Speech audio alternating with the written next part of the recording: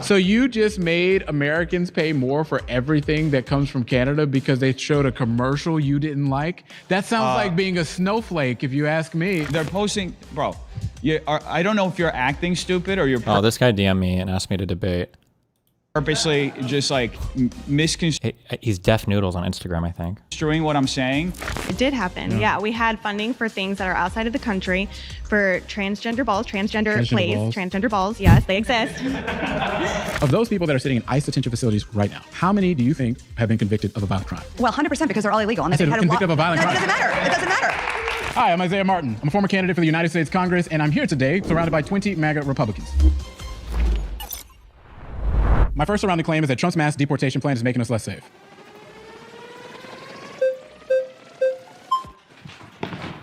Hey, how's it going, brother? Good to see you. Great to meet you. It's interesting that you claim that because according to the DHS, 70% of the people who have been deported so far have been criminals, either caught in the act. Yes. I'm surprised you're surprised. You ran for Congress and you don't know this? That's what those numbers said? That is 70%. The other 30% of people who went through the entire immigration process and had some sort of deportation detainer. So that is 700,000 people were deported like that. 1.9 million people self-deported so far. That's all DHS data. It's publicly available. You can look it up. So how are you standing for criminals? Is that what you're doing right now? Of interior removal, 70% of the people deported literally have not been convicted criminals. What are you talking about? That's according to DHS. That's according to DHS? Where are you getting your data from? DHS. What day? This is like just recent. What day?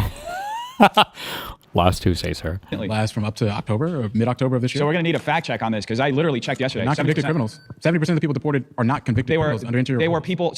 They were people that had either been convicted criminals. No. Or, hold on, are we about to dramatically expand it to or accused of crimes? They had, we're like at a stalemate because now you're claiming something, I'm claiming something from the same source. So 70% of the people that have been deported under interior removals are not convicted criminals, and that is a fact. Okay. That's not a fact. Got him. It literally is. It's 70%. I'm telling you, I looked at I think you got it upside down. At the end of the day, it is what's happening. They literally publish the photos of everybody who's being deported. So I didn't realize that they posted every single photo on No, they published the majority of them, yeah. But there's data. Really? This is, yeah, I mean, you're hitting back at You're saying they deported hundreds of thousands of people and they post pictures of every single one? They're not posting. See, this is, what you're doing here is you're building like this false deflection around it. I didn't say everybody. I said they're posting photos of people who are being deported, yes. That means that they're deporting... They're posting, bro, I don't know if you're acting stupid or you're purposely just like misconstruing what I'm saying. Yeah. But here's my argument. Under Barack Obama, of those that were deported under interior removals, 92% of them were convicted criminals. Of that 92%, 81% of them were considered tier one, worst of the worst per se. I think that is something that makes us a lot more safe than literally roaming around to go get grandmas in CVS that speak Spanish or going to that construction on a job site. That's an absolutely false narrative because that's actually that's just what the facts say.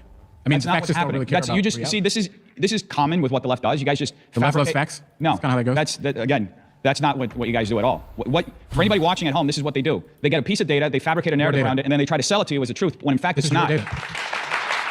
So, your data. Oh, he got owned. Sorry, you got owned. I came here with a piece of data. You completely rewrote it in real time. No, I gave you the facts. You completely rewrote it. I mean, I'm surprised you ran for Congress. You're one of the most disingenuous, dishonest people that I've ever met in my entire life. I was literally taken aback for a second. I was like, how? Like, I looked this up yesterday. How is this guy sitting here lying so blatantly? You should be ashamed. No, seriously, dude. And I can see it in your face. No, you know, you literally just sat here and lied. And you're like breaking down in real time. Breaking down? It's so incredibly so tell me, why are you so in favor of criminals being in this country? True, good question. I just told you that 70% of the people that Trump is supporting literally are not convicted criminals for interior removals. I mean, I don't understand what about this. So you really buy into that narrative that little grandmas are walking around. Oh my God! Oh, let's get grandma. Let's kick her out of the country. That's literally what they're doing. That's not what they're doing. Cite one case like that. Uh-oh. One case. Do you know a specific case? At the taco stand getting deported. Name all the deported people. There we go. There we go. You can't cite. Are you denying the fact that? No. I'm holding you to account because that's the narrative you're just running with, and then you can't cite a specific example. He should say, name one murderer that got deported. Who has the names? What I'm telling you. Again, this man is deeply disingenuous. Thank God you're out of politics.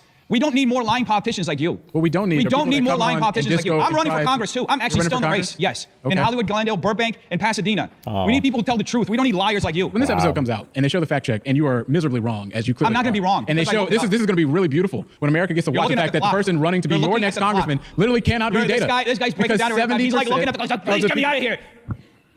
I think I'm doing pretty You looked good. at the clock, dude. You're breaking down in real time. I can see your face is like twitching. I think I'm just chilling. You don't seem like it. Because here's the reality. Is that under Barack Obama, we know that we focus more on the convicted criminals. And you guys just aren't. I'm sorry that the numbers don't back up what you're talking about, but that's just the reality. They literally do. This is just going to be just so beautiful because when they show this fact check, we're just going to, I guess one of us is going to go viral over this, I guess. Pause. How can a guy be so confident in something and be so wrong? I think we paused. Pause. Okay, well. Papa. This is going to be a great fact check, I will say. Hey, it's great to meet you. Good to see you, brother. I'm going to start saying something that might not make everyone else like me, but I actually think you've been real honest during this conversation. Ooh, brave. And so, but I want to start with, I don't know if it's 30 or if it's 70%, as y'all were debating, but even if it's 30%, shouldn't all of those 30% be deported? Here's the problem. Is that ICE has a certain amount of resources. Just like, for example, police officers.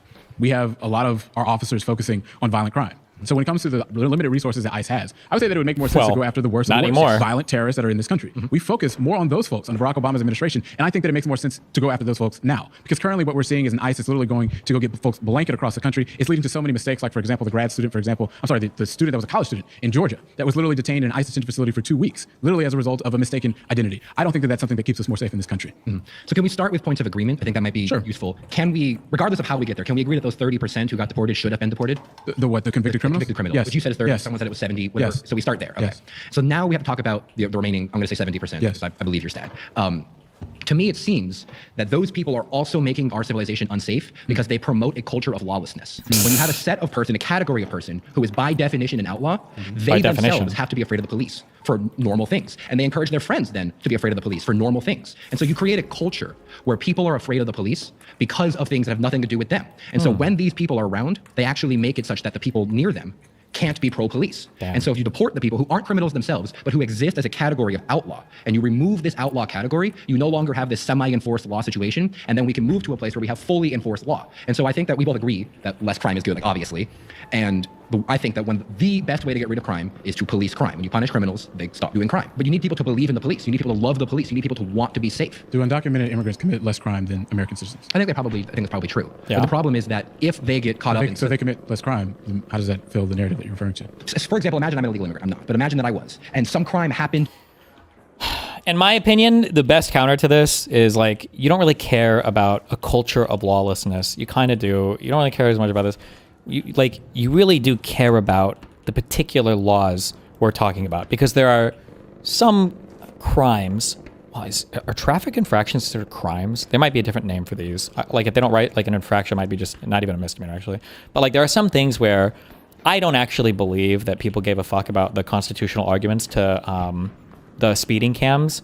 I think people just think that speeding cams are bullshit because sometimes you just want to speed and it sucks if you get fucking caught speeding. I feel like that was emotionally where most of those arguments came from. Like, I have a right to confront my accuser. It's like, no, I just want to get a fucking ticket for going 60 in a 55. Okay, fuck this. Especially a 100% guaranteed ticket. Okay, fuck that. Because you'll hear people and people complain. I feel like traffic infractions are one of the areas, I'm sure there are other things too, for maybe like trespassing or other things, where people will literally say like, I broke the law and I can't believe I got in trouble for it. People will say some shit like, I was only going 59 in a 55 and he pulled me over. I was like, well, I mean, like, you were going over the speed limit. Why are you mad, right? Well, because no, fuck that. So I feel like that's why it's an important reason to fixate on the, what kind of people are we removing? Bad people that are murdering people, committing felonies, big misdemeanors, like violent crime and shit, probably good to get rid of these people. I think that's great. But like obsessively focusing on every single person that's in the country undocumented, like is that really the best investment of resources? Is that really the best way to make the country safer? I don't know about that one, Chief. To me, I am less likely to call the police because I'm afraid that I could get deported. And same thing if I'm in a group of people and one of us is an illegal immigrant and crime happens, we are now afraid to call the police because of what might happen to our friend. And so this category of outlaw creates a culture of not believing in police. Let's see if we can agree on this. Okay. I support making sure that we can have a strong border in our country. Yes, I think that that's fair. Thank you. Okay. I do not support violent criminals in our country. Yes, sir. I don't think the vast majority of Americans. Also, what this guy technically just gave an argument for, although he wouldn't agree with it, because you could walk him through that. Like, okay, so you think it's probably bad and it creates an environment of lawlessness and criminality if people are afraid to call the police just because they, their friend might be deported. Do you think it would be maybe for some cities then, if they chose to have a policing system that didn't necessarily turn people over to DHS, whenever they felt like they were an illegal immigrant, maybe then that would get rid of that bad incentive? Because what you've just described is a sanctuary city, that's what you're arguing for. But they would be, no, hold on. And they would reverse course on that because they don't actually give a fuck about the safety argument. They don't actually care about the safety argument. Because also, having a sanctuary city is more likely to work, like, obviously, because you do the thing and then that's it, versus we're going to deport every single illegal immigrant in this entire city, right? That's probably never happening, Or even like 50% of them, or even 20% of them, apparently. Let's do. I also support making sure that there's a pathway to citizenship for those that are here that are undocumented. So the question then comes, what do we do with the limited resources that ICE has in front of us? I personally believe that we should be more focused on convicted criminals, violent people that are in our country. But when we have a system in which 70% of the people that are literally detained by ICE itself are those that have not been convicted of a crime, 47% of those people have not even been charged with a crime. They're just people. 53% have been charged with a crime then? What? So 53% have been charged with a crime then? No, that's not what I just said 47% haven't been charged. 47%. Oh, so what percent have been? Yeah, 53% so have been over charged. half are charged with a crime. Yeah, if you look at what the 47% number before Trump got in office, it was around 10%-ish. Okay. Right? So what I'm saying is that we should be more focused on rounding up convicted criminals in this country, people that are going to be doing things as it is. So would you agree on giving more money to ICE to go get all the convicted criminals? But that's not really what's happening, right? We're already paying. We're literally spending more So money on much ICE this year money. than the Spanish military is on their entire thing. Unbelievable. And we're seeing the results. Well, that's Spain. Well, but I'm just saying. Well.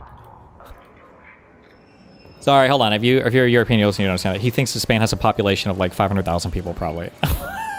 What the fuck? Well, that's Spain. Like, I don't want to talk about the Spanish but come on. I mean, that's an entire military. It's not 1453. I mean, but that's an entire military, right? What I'm saying is, sure it's more. What I'm saying is that it doesn't make sense to me that we're spending all this money and 70% of the people that we're deporting, right? So at the end result, right? Not just the folks that are detained. The end result of the folks that we're saying, okay, we're going to get you out of here. 70% of them have not been convicted. So can we address the and I think fact that's an that issue. having a category of person who is an outlaw, who cannot rely on the police, makes the entire neighborhood unsafe? Because what's happening in this country is that those people that are undocumented are those that commit crimes at a low rate. Here's the real thing. Wait. Because here's what really missed what I'm talking about. because Here's here's what you makes missed. us less safe. Here's what you missed, What babe. makes us less safe in this country is going and having someone to do these complete raids, and you go find these mistaken cases of identity in which American citizens have been detained. Tragedies, everyone. Every single one of them. Every single and those one. are at an increase. All 10 of them. That makes us far more unsafe than what the thing that you're talking about. All in these policing policies is always going to have mistakes, but if you want to claim that just those because situations have increased. Well, because policing has increased. So what's happening in this country is that what you're focusing on rounding up people that have not been convicted of a crime. Who are a category of and as a result Can you of address that, the fact lead that to those American people make citizens neighborhoods more being unsafe? No, I'm all not gonna say that at policing all. is always going to have some accidents, and they're all terrible, and they should all not happen. But if you're going to have a system, you're going to mistake sometimes, and they're all bad, and I'm opposed to all of them. But I'm talking about, first, we agreed on the 30%, which is a huge point of agreement that I think we need to elevate. And then on the 70%, these people cannot be regulated by the system in the correct way. They do not trust the system in the correct way. They definitionally, by the status of who they are, make the neighborhood less safe because it makes so everybody in the neighborhood can't rely on the police or their friend might get deported. So you have to remove these people in order to get rid of this semi-enforced, semi-category of law. You have to do that. Do you not believe that? Are you saying that neighborhoods that have high percentages of undocumented people are oftentimes some of the most violent neighborhoods in cities? Is that what you're saying? That might be the case. I'm not sure. It probably would be the case, true. but that's not what I'm If trying you look to at say. cities that have higher percentages of undocumented populations, those cities oftentimes have lower crime rates. Yeah, I'm not sure if that was the case or which way that would go. But I'm telling you, you have to address this category of outlaw. I don't know why we're going in circles here. Do you not believe that? Because I don't think that the argument that you're making really has anything to do with the root of the issue. The root of the issue. The root of the Safety issue. of The root of the issue is about safety. Yes, and if we have the fact that our ICE, as it stands today, is more focused on rounding up people that have not been even accused of a crime instead of violent terrorists that are in this country, violent people in America, I think that itself makes us less safe. Because here's who's celebrating: the people in this country that are doing wrong, because they know that people are more focusing on going to a Fiesta or a grocery store or a Home Depot or a place of work or a plant or somewhere else You to think round up criminals are people. celebrating this? I would say so, because they're literally being rounded up at a lower rate. Pause. You've been voted out by the majority. It's great to talk with you. Thank you. Thank you, sir. Thank you. Hi, Hi, how are you? One of the issues that Trump mainly went on was immigration from both sides. And Public mandate. I find disingenuous the selective outrage to what makes it safe. What do you mean by that? Well, we have tens of thousands, if not hundreds of thousands, of children missing and not accounted for since the open borders. We have Hundreds of thousands of children. Again, scale. Hundreds of usually a single child murder, depending on the circumstance, can capture national attention. Okay? Hundreds of thousands of children. That's a huge number of hundreds of thousands. $150 billion spent from American taxpayer dollars to house and educate and give welfare to illegal aliens. This takes away. Give me an example of that. Well, I mean, just look in New York, the $12 billion spent on housing immigrants in hotels. Just alone in California, $23 billion was taken away from our educational system to support illegal immigrants. Is that safe for the hardworking American, for the veterans who have to wait behind illegals who get fast-tracked in their health care? Is that safe for them? What? When they say fast-tracked in their healthcare, what the fuck are they talking about? Like, if you go to a hospital, is it like this motherfucker that fucking can't even speak English just got his free testosterone checked at no cost because of the amazing healthcare that's like what are we what kind of healthcare are we talking about? Like, my guess is going to be, if you're an illegal, probably some of the only healthcare you're consuming is like going to the fucking emergency room.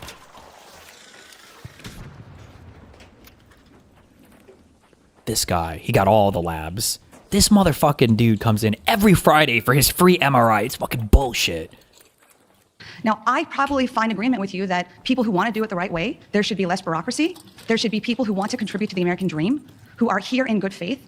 My father's an immigrant. My grandparents are immigrants. They always are. You have to do it the right way. And sometimes when you have such irresponsible management of the borders, as we've seen with open borders for the last few years, there will be sometimes an overcorrection. What is Donald Trump doing to make it easier to do things the right way? Well, he's closed the borders. That's number one.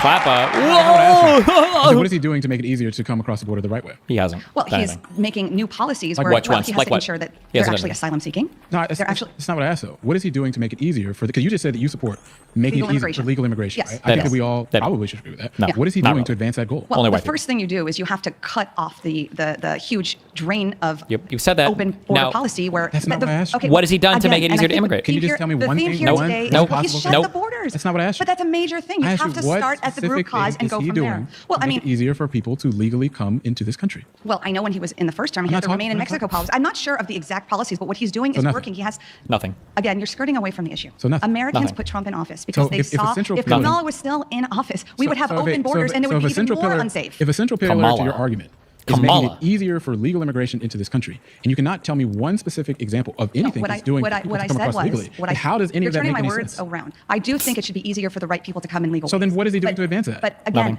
in the meantime, we have a big problem of So you- illegals, many you of them don't have criminals. anything. When you talk about people who talk about unsafety, let's talk about Lincoln Riley, an American who was just jogging and living her life. Oh boy. Whoo, that's there. George Floyd. Oh my God. This motherfucker.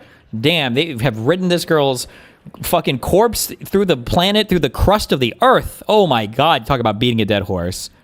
And was brutally murdered by an illegal alien. Mm-hmm. Is that safe? Is that safe to let people who are gang members and nationalists and drug cartels into our country with the fentanyl crisis a real thing? Is that safe for our kids? So let's not skirt the issue. What happened to Laken Riley, I think every American agrees was absolutely horrific. I think we can say, and it's just like, for example, when Molly Tibbetts was killed under the Trump administration by an undocumented person in this country. This happens across, and every time it happens, it is wrong. And I think we all should say that. Any person that commits a violent crime needs to be locked up, deported. We all agree with that. But here's the central problem: is that what you're focused on is rounding up people in this country that have not been convicted of a crime. That does not make us more safe. Because when you have, that's a blanket statement. That's just simply the facts. Trump has run on criminals, violent criminals first. Let me ask you a question. Yeah. Of those people that are sitting in ICE detention facilities right now, how many do you think have been convicted of a violent crime? Just take a guess.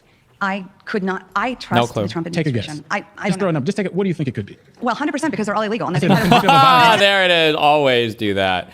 Always do that. Like, what kind of women do you hate? I hate the women that act like cunts. Okay, well, like, why is it that you seem like you hate every fucking woman or whatever, blah, blah, blah? Because all women are cunts. Based. Absolutely based. You got it. Hell yeah. Okay.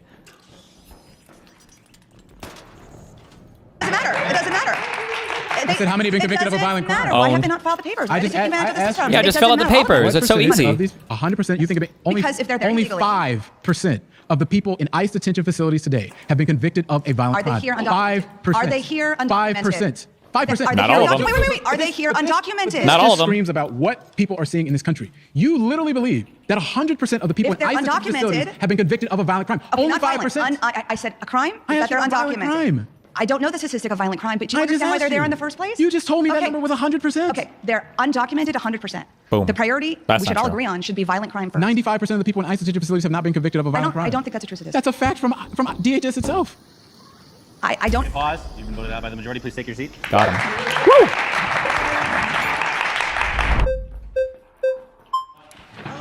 How's it going? Martin, nice to meet you. Let's see. It's my last name. Oh, it's a great name. Awesome. So I guess on this illegal immigration point, you talked about affordability earlier, so I want to talk about that a little bit. Do you know how much the average American citizen contributes to taxes to subsidize illegal immigrants in this country? How much? That's $1,000 per U.S. taxpaying citizen subsidizing illegal immigrants in our country.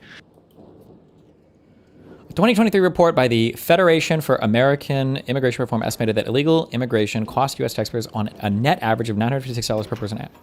Previous citation, per person annually. As with previous citations of various estimations, this one falls under the same criticism. I think this is like a mega.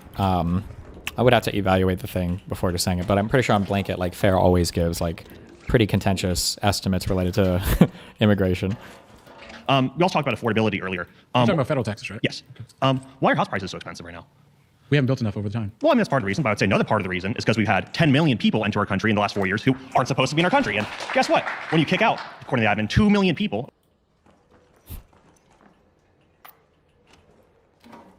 So these motherfuckers are broke, lazy, coming to a country, but they're also buying up all the houses? Over this first year, we've had housing prices fall this quarter. Why do you think housing prices have fell this Over quarter? the last few years, right? Let's just say over the last 4 years. When do you think the majority of housing inflation happened? When years? Tell me. 2021, 2022, as a result of that? Probably. We know that, but we know our highest years for immigration into this country were after that. So the results is that we saw in the time period in which we had the most illegal immigration coming into this country that was not coincided with the increase in housing prices. Well, you still can explain me why housing prices have fell this quarter. What policy change has been brought about besides kicking out millions of people? Because here's the root of the issue. Is that when you look at, for example, what immigration as a whole, whether it's illegal immigration, whether it's legal immigration, we know that accounts for maybe 1%, maybe 2% of total housing inflation. The rest of it is the fact that we literally have not built up to the demand that we literally have in the country. I agree on that. That's the overarching point. 100% we should be building more housing. So that's the reason why housing has gone up for a long time, no matter what it is. No matter, the facts are, in this country, we have not built enough housing. Sure, but removing 10 million people would also do a whole hell of a lot to decrease the supply of people that are competing for housing. Well, we also know that of the people that build those homes, 50% of those people are those that are immigrants into this country. If you go and you round up specific these people, you're also going to be able to build less housing as it currently stands. Okay, so why have housing prices fell this quarter? The only policy change we've had that can relate to housing prices is people getting kicked out of our country. That's not true. What federal housing policy? Like for example, in the city of Austin, they use federal funds, for example, to do something that they called it was a big housing initiative that they had. It led to rents declining for the first time in a long time, housing prices declining for the first time in a long time. Sure. That was because they put pro-housing policies. Yeah, it's the exact same thing in Minnesota. What's happening in America is that more cities are coming around to understand that the more housing that you build, the lower that leads for regular people. That's what's happening. Because if you look at, for example, the rate of increase, the way that it stabilized and the way that it starts to go down, it follows a trend of more cities adopting pro-housing policies to build housing all across America. And that's a fact. No, I mean, sure, like I said, I agree that we need to increase the supply of housing. But let's also go back to my point on how much American citizens are subsidizing illegal immigrants. Do you think it's a good thing that the average American is subsidizing $1,000 a year out of their taxpayer money to fund illegal immigrants? What I don't think is a good idea is the fact that we're paying way more for that, for billionaires to go sip on pina coladas on private jets. 80% of Americans had their taxes cut by That's what's happening in America right now. Yes, 80% of Americans. That's in fact check. 80% of Americans had their taxes cut by the One Big Beautiful Bill for middle class Americans. How so? $80,000, $100,000. I think it was around $1,000 to $2,000. What happened to the tax rate? It went down. It did? Yeah, for 80% of Americans. The tax rate? Yeah. Tax rate didn't go down. Yes, it did. Tax rate didn't. That's in fact check right here. 80%. The tax rate? Yes, the effective tax rate for the effective tax rate. Yeah, the tax rate for Americans. This is a game that Republicans always play when it comes to, it just depends on how you want to say it. Technically, no, I don't believe the tax rates changed. They just made permanent the tax cuts from the Trump Tax Cuts and Jobs Act. But Republicans will talk out both sides of their mouth when they want to talk about this. Because when you say things like, well, didn't this increase the deficit? They'll say, oh, no, it had no effect on the deficit whatsoever. Because they're already factoring in the cost from having those tax cuts being made permanent. But then when they talk about, so did you give Americans tax cuts? Oh, yeah, we did. We gave them all the taxes. Like, okay. And then I think they added a few things around the edges, like the no tax on tips if you make under 150K, and maybe, I don't know if they did the no tax on overtime, right? If you make under a certain amount for whatever bullshit, so. Went down. Do you disagree with that? Well, because that's not what happened. What happened was maybe an increase percentage deduction and some other things. But a lot of those policies, and I just want to make sure this is very clear here. The policies for regular people and the tax cuts that were in the big, beautiful ripoff bill, per se, for those that make less than $200,000 a year, were supported by a lot of Democrats. Democrats supported these ideas. Nobody supported raising income taxes for folks that made less than $400,000 a year. Kamala Harris Nobody. No. Tax Cuts and Jobs Act. Exactly. You know why? Because what we don't support is the fact that the richest corporations in America are getting away with paying little to nothing in taxes. What we know is that with the 21% corporate tax rate that we have, it's too low. Okay, so perfect. I want to establish. You want to raise the corporate tax rate. You want to tax unrealized gains. You want to do all these things. Did I say that? I mean, I'm asking you because that's what Kamala Harris said. I think that for those people that make more than $1 billion a year, they should pay a property tax style tax on their wealth. That is what's okay. Well, you talk about corporate taxes because that's what Kamala Harris ran on. She ran on raising the corporate taxes and raising the effective gains tax. Can you at least acknowledge that is just economically suicidal for our country and would result in businesses slashing jobs and leaving our countries in droves? You know what the top corporate tax rate was in the 1990s when Bill Clinton had the largest peacetime expansion of the American economy record? 35%. Okay. Higher than what it was now. You know what the effective corporate tax rate? Do you know what the like? I don't think corporate tax rates would impact things much. I'm not a fan of corporate tax rates. I think corporate tax is kind of dumb. It's tax income more, but I doubt that it would have some massively deleterious effect on the on corporate environments or whatever. However, it is funny that this guy will say like, well, if we did higher corporate tax rates, that would destroy everything and that would be so horrible. Oh, what about if we tariff every single fucking thing this country imports from every single fucking country on the planet with absolutely no concept of what a fair tariff would be, when the tariffs will end, how the tariffs are going to be levied, if they're going to be, or if they're going to be permanent, right? Do you think that would have a negative impact? No, that's actually perfectly fine. Okay. You know what the effective corporate tax rate was when Barack Obama had 74 straight months of job growth in America? Do you know when that was? I know that we. You know what it was? I know that when we slashed the corporate tax rates in 2017, that we had job growth under Donald Trump. Do you know what it was? What was it? It was 35%. Okay. So in these massive periods of time in which we've had so much job growth in this country, tens of millions of jobs created in this country, we had a 35% corporate tax rate. And then when we cut it again, there was even more job growth under the first Trump term. That's literally not what happened. The rate of job growth literally declined right after that. We just continued on a trend and then it literally smoothed a little bit. That's kind of what happened. No, we had record job growth under President Trump in 2017 up until the start of COVID. That's just simply not true. Because what happened? You're just wrong. Because you can say that I am all you want, but the reality is that under Donald Trump, the second the Tax Cuts and Jobs Act was signed, we were on a period of job growth for a very long time, but the rate of increase started to smooth out a little bit. Because here's the reality, is that we saw that job growth in this country can continue with the top corporate tax rate of 35%. And all I'm saying here today is that when you go and you cut these big taxes for these big corporations, what happens to the deficit? It goes up. It goes up because we need to spend less. You are borrowing against our children's future. That's why you saw an emergence of $1 trillion deficits when Donald Trump signed that bill. Well, I mean, that was mainly because of COVID and having to spend during COVID. No, I agree that we have a spending problem. Even if you look that the Committee for Responsible Budgets report, which is a nonpartisan committee of non-COVID related debt approved into this country, about $4.5 trillion approved on Donald Trump compared to about 2.4 trillion. Okay, so then let me ask this: then when we fulfill, do you agree with? Do you agree with having requirements for Medicaid? So the facts are is that when you go and you pass a piece of legislation like that, it adds more debt that all of us eventually have to pay, and it leverages our children's future. Pause. We're out of time. Thanks so much. Hey, before we go any further, we want to take a moment to say thanks so much to Straight Arrow News for powering the fact checks in this video. Thank you, Straight Arrow News. is on a mission to raise the bar on journalism in a Wait, time what of happened to media Ground bias and News? mistrust. Straight Arrow News helps you quickly find trusted information you need to understand the news, allowing you to dive deep into the topics that matter to you and the world around you. Their work is trying to break the bias bubble, helping you understand how every side of the political spectrum is reporting on a story so you get a full picture of the news. That's why we're so happy to be partnering with Straight Arrow News. They deliver the facts, unbiased, balanced, and designed to make sense of a complex world, getting you the clarity you deserve and news you can trust. Go to san.com/surrounded or click the link in the description to check it out. By clicking that link, you're not just supporting this channel. You also take advantage of a better way to get the news. Welcome back to Trustworthy Journalism. Wow. Thanks again to Straight Arrow News for partnering with us on this episode. Now, let's get into it. My next surrounding claim is that Trump prioritizes the wealthy while he leaves you behind. Wow. Nice to meet you, I'm JP. Good to see you, JP. Let's get right into it. Let's go. Yeah, so Never trust people with weird names that don't like use their first name. Your name is your first name, your middle name, and your last name. But when people call themselves like, oh, like I'm JP, or I'm like sometimes people like use like a first name and middle name, like, oh, I'm John Paul or whatever. Really? Your first name is John Paul? No, my middle name is Paul. Or I don't know. People use John Paul. Like, why? Just first name, like CJ. Why? Just, what, don't you have a name? That's weird. That's weird. Just use the first name. That's your fucking name, okay? They wanted to give you a different name, then they should have given you a different name.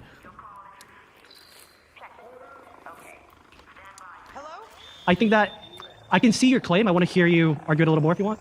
I mean, the main argument is that look at all the things that Trump promised. He promised that he would make us not pay taxes. He promised us that we would have gas prices national average less than $2 a gallon. And he promised that he would cut our energy bills in half within a year. It's a year. We don't have any of that. Our energy bills are up 11%. Meanwhile, we see the wealthiest 1% of Americans getting about $1 trillion worth of tax cuts with a big rip-off bill. I would say that's very clear that he's more focused on the wealthiest people in our country. I think that the argument that I would make, and I think it's a structural one, is that Trump can't control everything. For the last 30 years, globalism has fueled our strategic thinking. Ooh. And if we want real change, it's not going to happen. Not in a year. It's going to be. Didn't he say it a would strong though? break, and that's just beginning. Didn't Trump say day one? Didn't Trump say day one? Why are these guys okay with Trump lying? Trump didn't say it's going to be a long, arduous process. Trump didn't say it's going to take us a long time to build it. He says on day one he was going to do all these things. He said 100 trade deals in 100 days. He said on day one I'm going to bring all this stuff down. On day one I'm going to solve Ukraine, Russia. On day one I'm going to solve Israel, Palestine. He didn't do any of this. Why? What happened?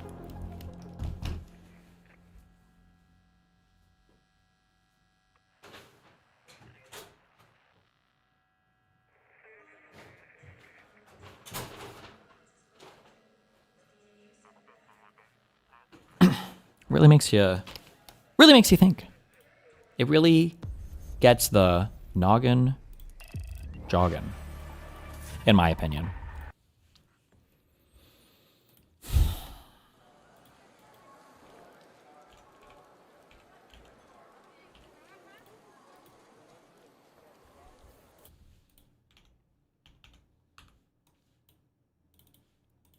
Fixation on consumers, on the products. But what we've lost is labor, and I think you, as a Democrat, should understand this. I didn't know that. I didn't know that it was a bad thing to be concerned about prices. Under Joe Biden, I didn't know we that had a 50 to 60% increase of border crossings. The illegal immigrant population, you can fact check me on this, Jubilee, but I think it almost doubled. It's like 10 million people came into this country. That affects working class Americans. Democrats don't care about this policy. The reality is that Democrats will be, tariffs are a tax on consumers. But what do you say about the workers in America that have lost their jobs? Millions and millions of jobs that have left this country. If you think this is going to change in a year, then you're wrong. We need policy that's brave and courageous, and that's what we're seeing with Trump. First off, the unemployment rate is higher since Trump has taken office. The unemployment rate I don't really know what you're talking about. This last quarter, we had a 4% increase. I think that we should stay focused on the fact that much more I than did the last not year's Biden know administration. that it was controversial. When Trump got elected the first time, the economy went up. You guys said, it's because he's benefiting from the Obama economy. But now that it's the first year and the economy is starting to lift up, you guys starting to lift up? You guys don't say the same thing. Is inflation going up? What are you talking about? Do you remember Joe Biden's presidency? What do you think happens when the government expands and continues to spend lets millions of illegal immigrants in and does nothing? If you want to lower inflation and at the same time bring back jobs, you need to do two things. I don't think your friends think you're doing domestic deregulation, while at the same time fighting the externalization of labor. We've let our country kill itself, and we don't want to do that no longer. If it's going to take some discomfort, I welcome it, and I think many Americans welcome it. What we're not going to do, and what the Trump administration is not going to do, that Democrats did, is ignore the American people. Yes, popular sentiment right now, they're not comfortable with the economy, but they have not been comfortable with the economy in the last 30 years. Because you've been talking for a solid 3.5 minutes. Do you think the economy has worked under Biden or under Obama? Here's what we were talking about. I'm going to remind you about the prompt. The idea in front of us is that it was not me that put these expectations on Donald Trump. Trump said it himself. He said that he would cut our energy bills in half by a year. He said that he could just go walk into the Oval Office and get it done. And what's happened we're exporting more LNG now than ever before. It's beginning. And it's beginning. 11% up is a lot different than 50% down like what he originally promised. Why don't you like Trump's not delivering. Why don't you like about our current energy policy? Why is it that you cannot? The Democrats are the ones that constrain energy. The Democrats are the ones that constrain drill, baby, drill. Pause. You've been voted out by the majority. Please return to your seat. I like you guys' energy. I will say that. Oh. You're back. She's quick. Hello. I just kind of want to piggyback off some of the things I feel like my last friend was trying to get to. So, and you said Trump set the expectation for himself. And so what I feel like a lot of people do on the left is they hear Trump and they hear it through the lens of, I already hate him, I already want him to fail. So already you're coming at it from a very counterproductive perspective. The way, because I watched every Trump rally because I had to. Really? Absolutely, because I used to hate him. But what I found out was the reasons why I hated him was because of how things were cut up and presented to me for so many years. So I had to take it upon myself to go back. I had a lot of time in COVID to go back, watch every rally. A lot of it was hilarious, but it really gave me a full, better understanding of, oh, he was really saying this, right? So, because I used to be on the left, absolutely. How I see we're going to do it within a year is the policies are going to activate. We're going to have clear policies and we're going to make moves within the first year. Now, if you're being honest with yourself and you're being genuine, good things take time. Change takes time. We're not going to fix everything that fell apart in 1 year. We're not going to see the results by December. To me, that it would just be disingenuous to say that you believe that anybody could do that, especially since of how we've suffered post-COVID. The globe suffered post-COVID. We have a lot to fix. So what I saw was him saying, hey, we're going to do these things, policy, we're going to have the strategy, the things set in place within the first year. Hence all the manufacturing deals. We have absolutely, NVIDIA, we have so much money coming into this country to build plants. All that's going to take time. And all of that's going to help the working class. Because let me tell you something. I'm also still the working class. I'm college educated. I know they said MAGA wasn't college educated or black, but I am. And let me tell you, but I'm also still working class. I also still drive Uber, drive Lyft. I clean a yoga studio. And let me tell you, like, usually those jobs go to,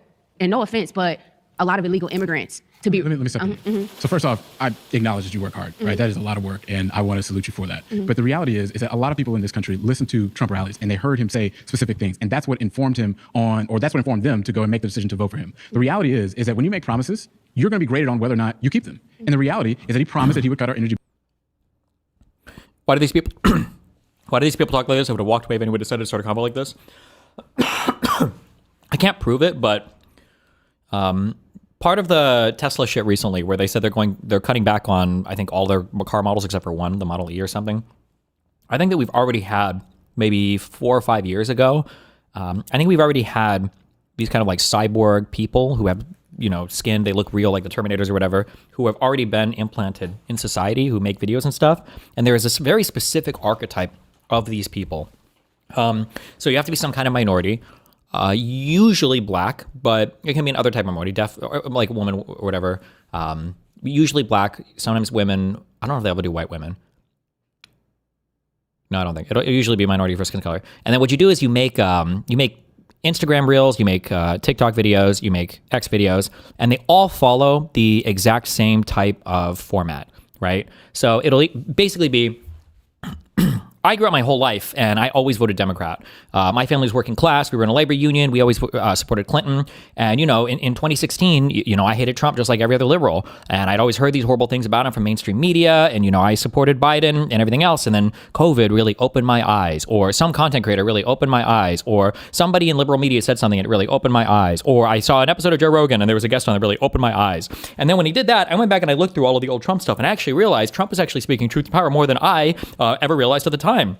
And that everything he said came true. And actually, he was doing things to help working class Americans. And he's a really funny, down to earth guy. And now going forward, I'm actually like super MAGA. And, I'm not biased. I call the shots fair, and Trump's not perfect and blah, blah, blah. There's like this weird archetype thing. And it feels like almost like robotic. And there are so many random, they don't pop up on my thing. I have to be like on my other fucking Twitter account or whatever, where for whatever reason, I know there was a time period where I was scrolling getting these. I think it was around when I debated that Kaizen guy, because I was looking at some of his X reels or X videos, where there's like this, it's just this copy-pasted archetype for a minority figure that has the exact same backstory that's now like a complete and total MAGA dick suck on everything. And they try to present themselves as a super impartial, super fair, like I used to be brainwashed and now I've been broken out of the plantation and I'm going to tell it real, like how it actually is, whatever. And yeah, this woman is 100% that archetype. I don't know why. It's incredibly fucking annoying, but whatever, yeah. I think they're cyborgs. bills in half. That has not happened. It hasn't even remotely. Have you seen on Twitter all the people blaming Trump about the gas prices? They're not low here. Hold up. Yeah. The energy bills are up 11%. That is a fact. But the national average for gasoline in this country is literally almost the exact same as what it was a year ago. I know, but it's about 5 cents less. But even if you compare it by state, I feel like a lot of Democratic ran states are suffering. It's an average. Okay, but that includes all the Democratic states. How's an average with huge populations. How's an average calculated? You calculate everybody together and then you divide it. So were Democratic states included in the average last year? Absolutely. So they are included this year. Okay. So why are you mentioning this is some new phenomenon? Okay, what I'm Blue saying states is, were in there last year as they are this year. So and this year, gas prices are, if you compare it between this week and this week last year, no, but it's they're lower than 5 last cents year. lower. But they're and lower it was than Trump last year. that promised that he would have these gas prices. But the prices are lower than last year, dude. There are so many people thanking Trump right now on TikTok. Just look for it. I know you don't want to look for it and you don't want to see the truth, but just look for it. It's so many people taking pictures of the gas prices in Texas and Louisiana going, dang, I ain't seen gas. It's $1.19. I done seen that so many times on TikTok, bro. I promise to goodness, all you got to do is go look for it, baby. You can look at the average. That's what I'm trying to tell you. You can look at the average. But I'm telling you, real people. Because facts are over feelings. That's how things work. It's reality. Facts don't care about feelings. Reality. That's how it goes. It's reality. And the reality is that the national average for gas is literally only 5 cents lower than what it was a year ago. And Trump said, so it's lower. So we got it lower. Trump said that he was going to have it less than $2 a gallon. It's going to keep dropping. Is that lower than $2 a gallon? But it's lower. There's progress. So you're going to celebrate 5 cents? Yeah, I'm going to celebrate anything that's lower. Yes, but it's going to keep going. I'm not in my ego, bro. Says who? You're coming at this in your ego. In my ego because I'm looking at the facts? No, I'm coming at this as an American who wants to see everybody prosper and succeed. So here's what's not prospering in this country. The fact that people are seeing real wage growth in this country, literally half of what it was last year. The people in this country that are literally watching. Are you talking about unemployment? What? Are you talking about unemployment? Do you know what real wage growth is? Absolutely. What is it? But I'm saying, okay. She doesn't know. Right. Wage growth as in how much we're making as Americans. Like if the money we take home is growing. That's what you mean. Yeah. Growth. Right. How they make that determination. Right. And if you look at that number with everything together, yes, it's half of what it was last year. Okay. But I'm saying there are so many different factors that contribute to that. Foreclosures are up. Absolutely. People cannot afford to live. But literally, this was last year. This has been happening since the pandemic. You had a president that ran for office saying that all he had to do was to get in office and he would fix every problem in America. And the reality is that hasn't happened. Now you're coming back to we want the magic wand. You guys ran on having a magic wand. You guys didn't run nothing. Like, what are you talking about? You're I thought that's what we were talking about. Like, literally, there's no magic wand. You've been voted out by the majority. Please take your seat. Thank you.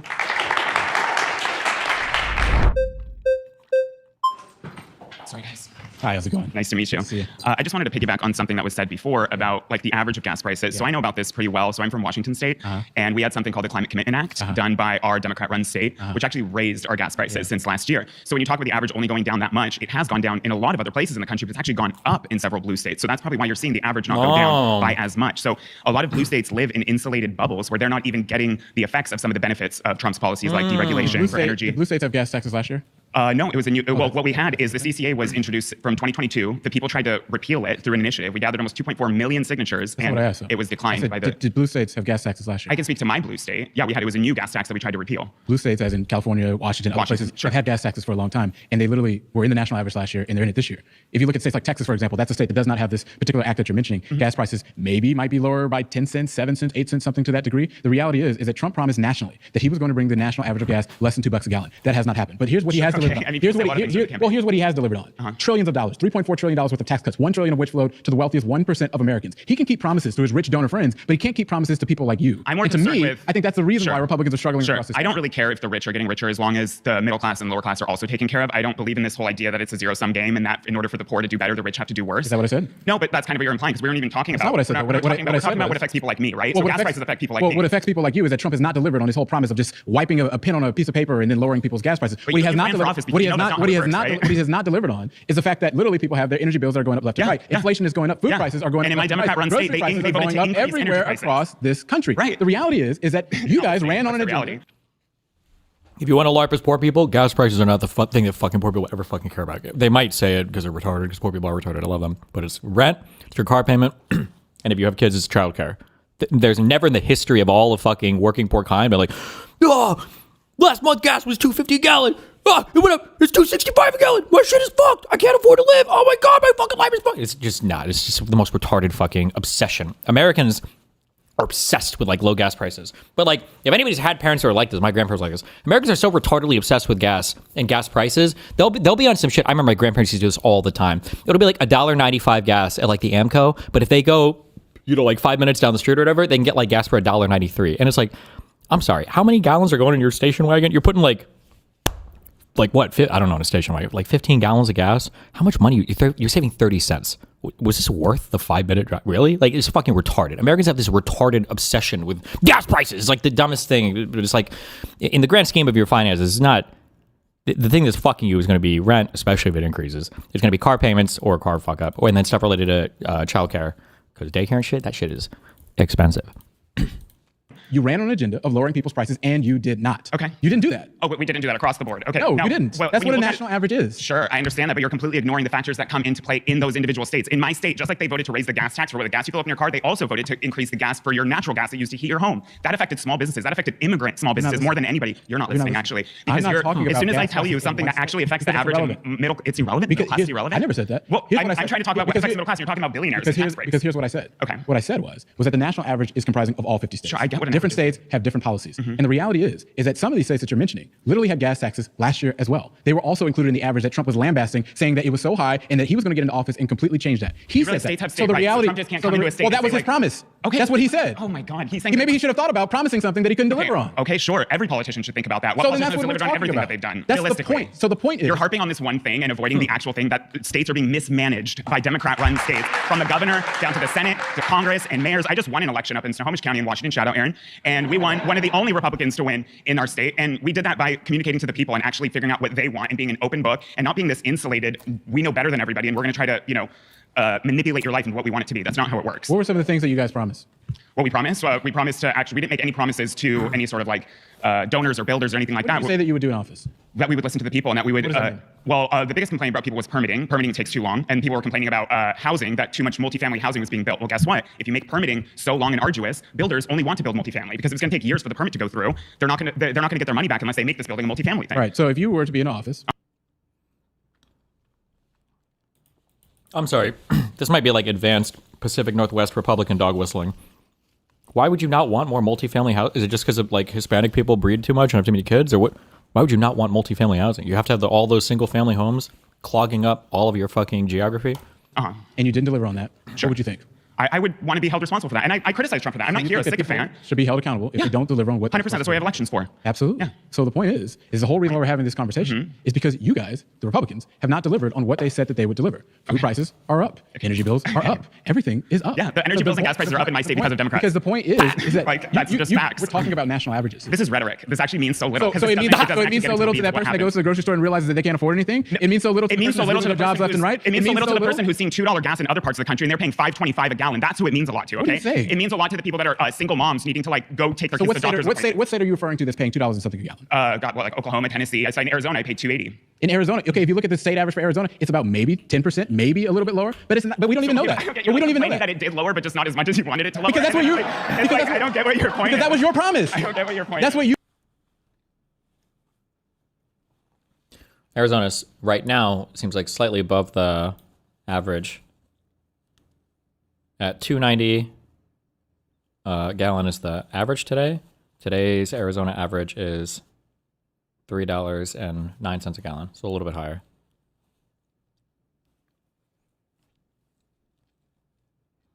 Lower than it was a year ago, though. You promised. Okay. You promised that you were going to have these prices less than $2 a gallon nationally, and that did not happen. I look a little different than Trump. I did not say those things. Well, Trump still made these promises. He did. Sure. And he didn't deliver it. Okay. There we go. That's the argument. Low IQ talking point. I didn't say those things. Who the fuck are you, bro? Who the fuck are you? We're not here to debate your personal political ideology. You're here to defend your movement. Like, only promises that seem to be kept are for those that are well connected in this country. Because it makes no sense to me that we got the tax exemptions. If someone else breaks your promise for you, is that still your fault? What? If you promise something to somebody and say there's a middleman, like, I don't know, a state government, and then that middleman completely takes away what you promised. Then you don't make the fucking promise. This is also annoying because this is also like we talk about a businessman or whatever, right? Trump is a deal maker, a businessman. Then make deals with your fucking states, then do the thing, or be a business owner and take responsibility. To somebody else, is that still your fault, or is that the fault of the person who actually has? This is also annoying because if you have any.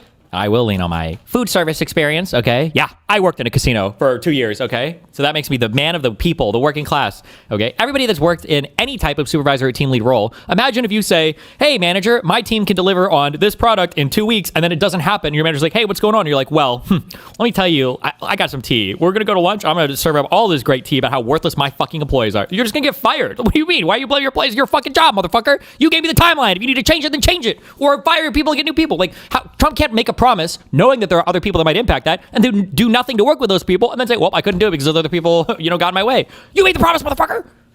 has control in that area. Why don't you explain to me what this Washington particular thing is? It's the CCA, it's the Climate Commitment Act. So what is that? So it's essentially it's a carbon tax. And Jay Inslee, the last governor of the state, promised that it would only increase gas prices by pennies. That's what he literally said. He said pennies. We're talking about pennies. On average, it increased between 50 to 70 cents per gallon. I'm not listening. Pause. You voted out. I'm sorry. All right.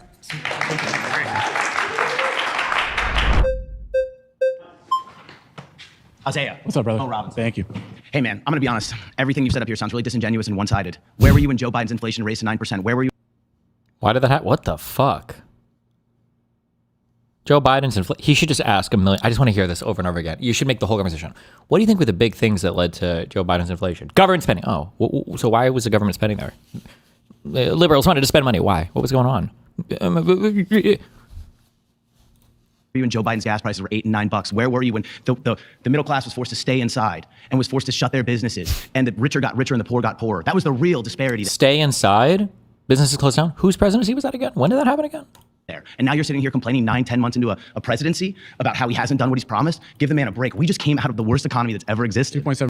Why is it low IQ to want to be understood from your own positions, not broad generalizations? Destiny, wouldn't it be annoying if some Democrat lawmaker was involved in some scandal and then a conservative claimed you're in the wrong for it? Not if I'm defending the lawmaker. If somebody wants to interrogate me about like Hunter Biden or whatever, am I going to say, well, I'm not Hunter Biden, he's not my kid? Like, what do you mean? No, I'm here to defend the Biden administration. So of course I'm going to speak to everything that's going on inside of it. What do you mean? What a stupid fucking question. 7% was the inflation rate. The the presidential election. Is that the worst the economy that you've ever seen? What do you mean 2 point? Say it again. On the presidential election, the inflation rate in this country was 2.7%. So does that just take away the fact that it got to 9% in 2021 and 2022? What's your point? First off, I'm not here to defend everything under Joe Biden. No, but what I am here to say is that when inflation was high, that was a result of the pandemic, and he brought that down to 2.7%. So you inherited, in the last year, you inherited an economy. So 3 years was inflation absolutely substantially miserable. lower, and as a result, you guys ran a whole campaign saying that you were going to reduce it lower than the 2.7%. That did not happen. But it's happening. In fact, is it? Is inflation going down? Well, actually, what's crazy is inflation going down? The Fed chair, Jerome Powell, just said that we've taken in more money. Is inflation going down? Let me finish my comment. Jerome Powell said that the tariffs have brought in so much money is inflation that we're going actually down? in a surplus. It will. Inflation is going down? Does anybody think that their grocery prices are going down in America? Actually, chicken did just go down. Why? Because Trump thought that they were and beef prices are near all-time highs. So we can play this game of one. That's why you got to look at an average. That's how that works. You ran for Congress, but you didn't speak out when Joe Biden destroyed this country, and now you're here 9 months into a presidency. Oh no! Come on, man. Because this all seems disingenuous. 2.7%. What are you talking about? It seems totally disingenuous. Chicken went from $3.40 to $10, and you said nothing, and that's ridiculous. And now you're complaining that Donald Trump can't magically flip the switch. He made the promise. Don't make promises you can't keep. Okay, so that's what I'm saying is disingenuous. You haven't even waited a year yet. He said that he was going to do this quickly. He said on day one he was going to start lowering Democrats and Republicans. We realize things take time. You made the promise and said that it was going to happen.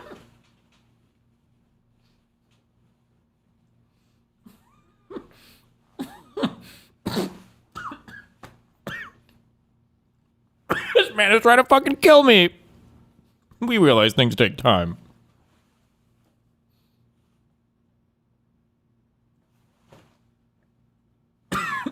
That was a good. He cooked. He cooked with that one.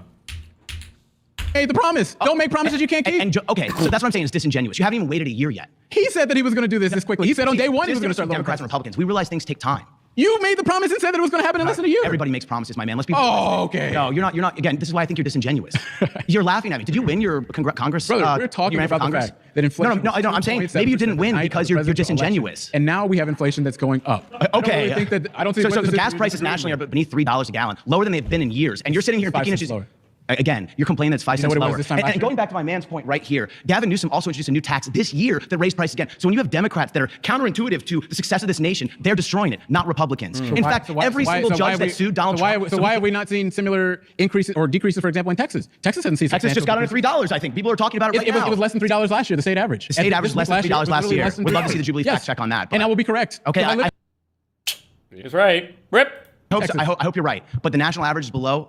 It's 5 cents below what it was. We're in a good. You said it was going to be less than $2. That's what Trump. No, I didn't say it. Well, that's what Trump said. Okay, let's get there. But it's really counterintuitive when you have Newsom, the guy from Washington, adding taxes on top of the gas to keep it high. It's almost like they're doing it on purpose to make sure prices don't come down. Oh, they're intentionally. Oh, so you get it now. You get it. Intentionally raising prices? Absolutely. Oh, this is hilarious. Why is this hilarious? What's hilarious to me is watch anybody think about intentionally raising prices when your central policy is tariffs. Nothing raises prices like tariffs. The argument was that Trump is raising people's prices. No, it's a fact. You can say it for whatever reason you want. Your argument but is it's still he's not raising looking prices out for the middle class. You just changed your argument. He is looking out for the middle class. Hopefully tariffs bring jobs back here and brings back manufacturing. Why is the unemployment rate going up? Why is manufacturing activity going down? Well, let's see. The unemployment's going up because we had to fire a bunch of people that were sitting in government because Joe Biden made government jobs go astronomically out of control. And then he paid a ridiculous salary. So that's why you're like, oh, the wages went down. Actually, wage growth hasn't gone up in 50 years. The median salary in this country hasn't gone up in 50 years. In fact, if it did, minimum wage should have been well over $20 10 years ago. Will you support raising the minimum wage? No, I won't.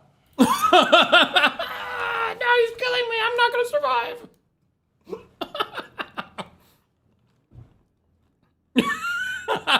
Fuck, I'm not gonna make it. I don't know if I'm gonna make it through this video, guys. Okay, pause. You care about wage growth? No, that's not what we're discussing, but hey, it was good. Okay, good luck. My next surrounding claim is that DOGE was a complete and total failure. You're pretty quick, Philip. Thank you, sir. It's an honor and pleasure. Thank you so much for having me. Yes. Pet Bayers, this is your man. This is your man's out here, okay? So the claim being that DOGE was a complete and total failure, I have difficulty imagining that that's true because, and I am coming at this as an anti-statist. I'm a very strong proprietarian, believe in private property rights. But I will say I read all these stories and I expect they're at least somewhat accurate, that the U.S. State Department was... Remember, when people say anti-statist and everything, the first question should always be, oh, you agree with open borders then, right?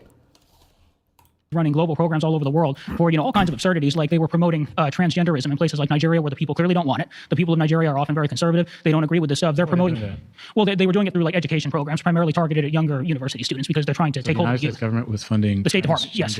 Yeah, like gender ideology education programs. They were trying to teach... Yeah, they're trying to teach people in the third world stuff that came out of the Princeton faculty lounges, like they're... Like, I'm sorry. Do you understand how fucking retarded you sound? Like, I wish that there has to be like a thing where you could just make fun of these people until they leave society. Like, this is what you think the Biden administration was doing? This is where a chunk of our money was going towards? Really? Was transgender education in Nigerian colleges? Seriously? Like, but we're the party of the crazy people? 74 genders and things of that nature. So there's a class that's funded by the United States State Department? Oh, in Pakistan, in Afghanistan, in Nigeria. Yeah, these deeply conservative cultures that the Ivy League educated people that run the U.S. State Department, they want to convert it into an Ivy League faculty lounge. That's what they want to do. So, they spread all this cultural Marxist, propaganda all over the world. And they try to, the core goal of it, the end goal is to undermine the family. Is to undermine traditional family and traditional faith. Me in every single debate I ever have. And then 30 seconds after making the space, I'm like, fuck, I have to push back, or my audience is going to say that me just repeating what the guy says in a monotone voice isn't good enough pushback. That's their goal. So they want to do that in places that are very conservative and family-oriented, like Nigeria, and, Pakistan might be family-oriented in the wrong way. Why do you think that, if this is true, why do you think that they would want to do that? Well, because the end goal is to undermine the family and to undermine traditional faith, because if they make it so that the younger... So the United States government was trying to undermine... Absolutely. Oh, the United States government, historically, like I would say for at least, since at least the beginning of the Cold War, if not even, before... In Nigeria, too, by the way.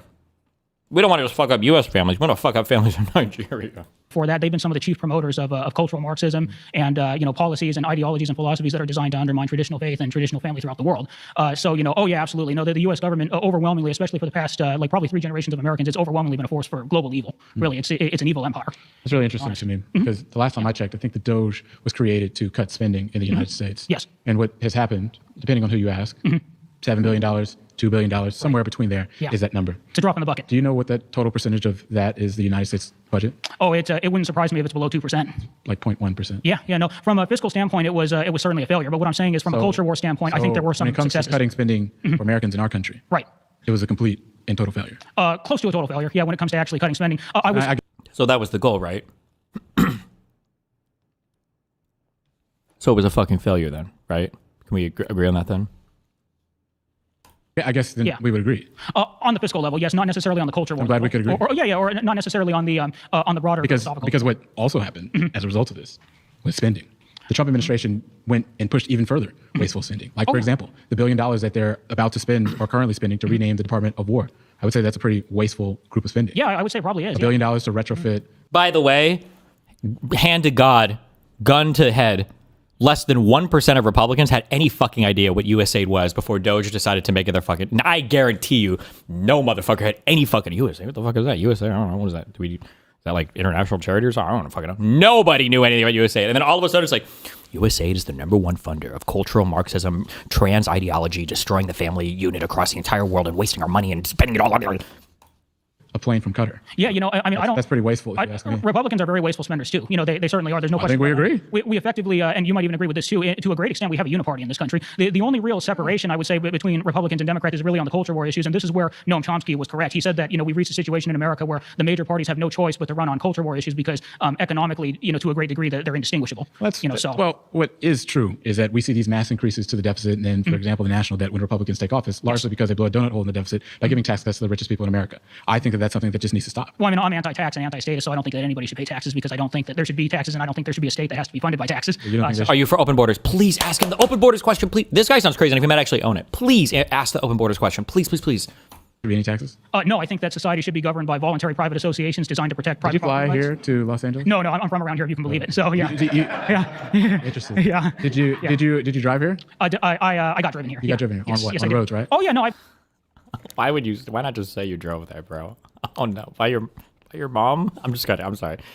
fully recognize that there's public amenities all around us, and that in some way in or order other. for you to drive here, it takes what? It takes funding to keep the roads. Well, yes, but I've been forced to pay taxes to fund the construction and maintenance of. Ooh, I don't know if he's debated a bunch of crazies before. You have to be careful when you ask them these open-ended questions because depending on how crazy the person is, they'll be able to yap for hours about how, actually, I can tell you how we could fund the roads by having mutual private organizations that all recognize a benefit, and you would have voluntary association with these organizations. They'll have answers for you. They're not going to be stumped unless they're a normal retard. But this guy sounds like an advanced retard, so. Of those roads. The money has to come from somewhere. Yes, it'll come. Yeah. Okay. Thank you, sir. Yes, it's an honor and pleasure. Thank you. Hi. Hi, Good to see you. So I know Gavin Newsom is the leader for the Democratic Party right now. Is this AI? That's who's going to be the nominee most likely, and everyone's super excited about him. But guess what? I live in California, where spending is out of control, and the fact that nobody wants to even look into fraud and everyone is burning down Teslas when Elon Musk was trying to help and he came in with good intentions is shocking to me.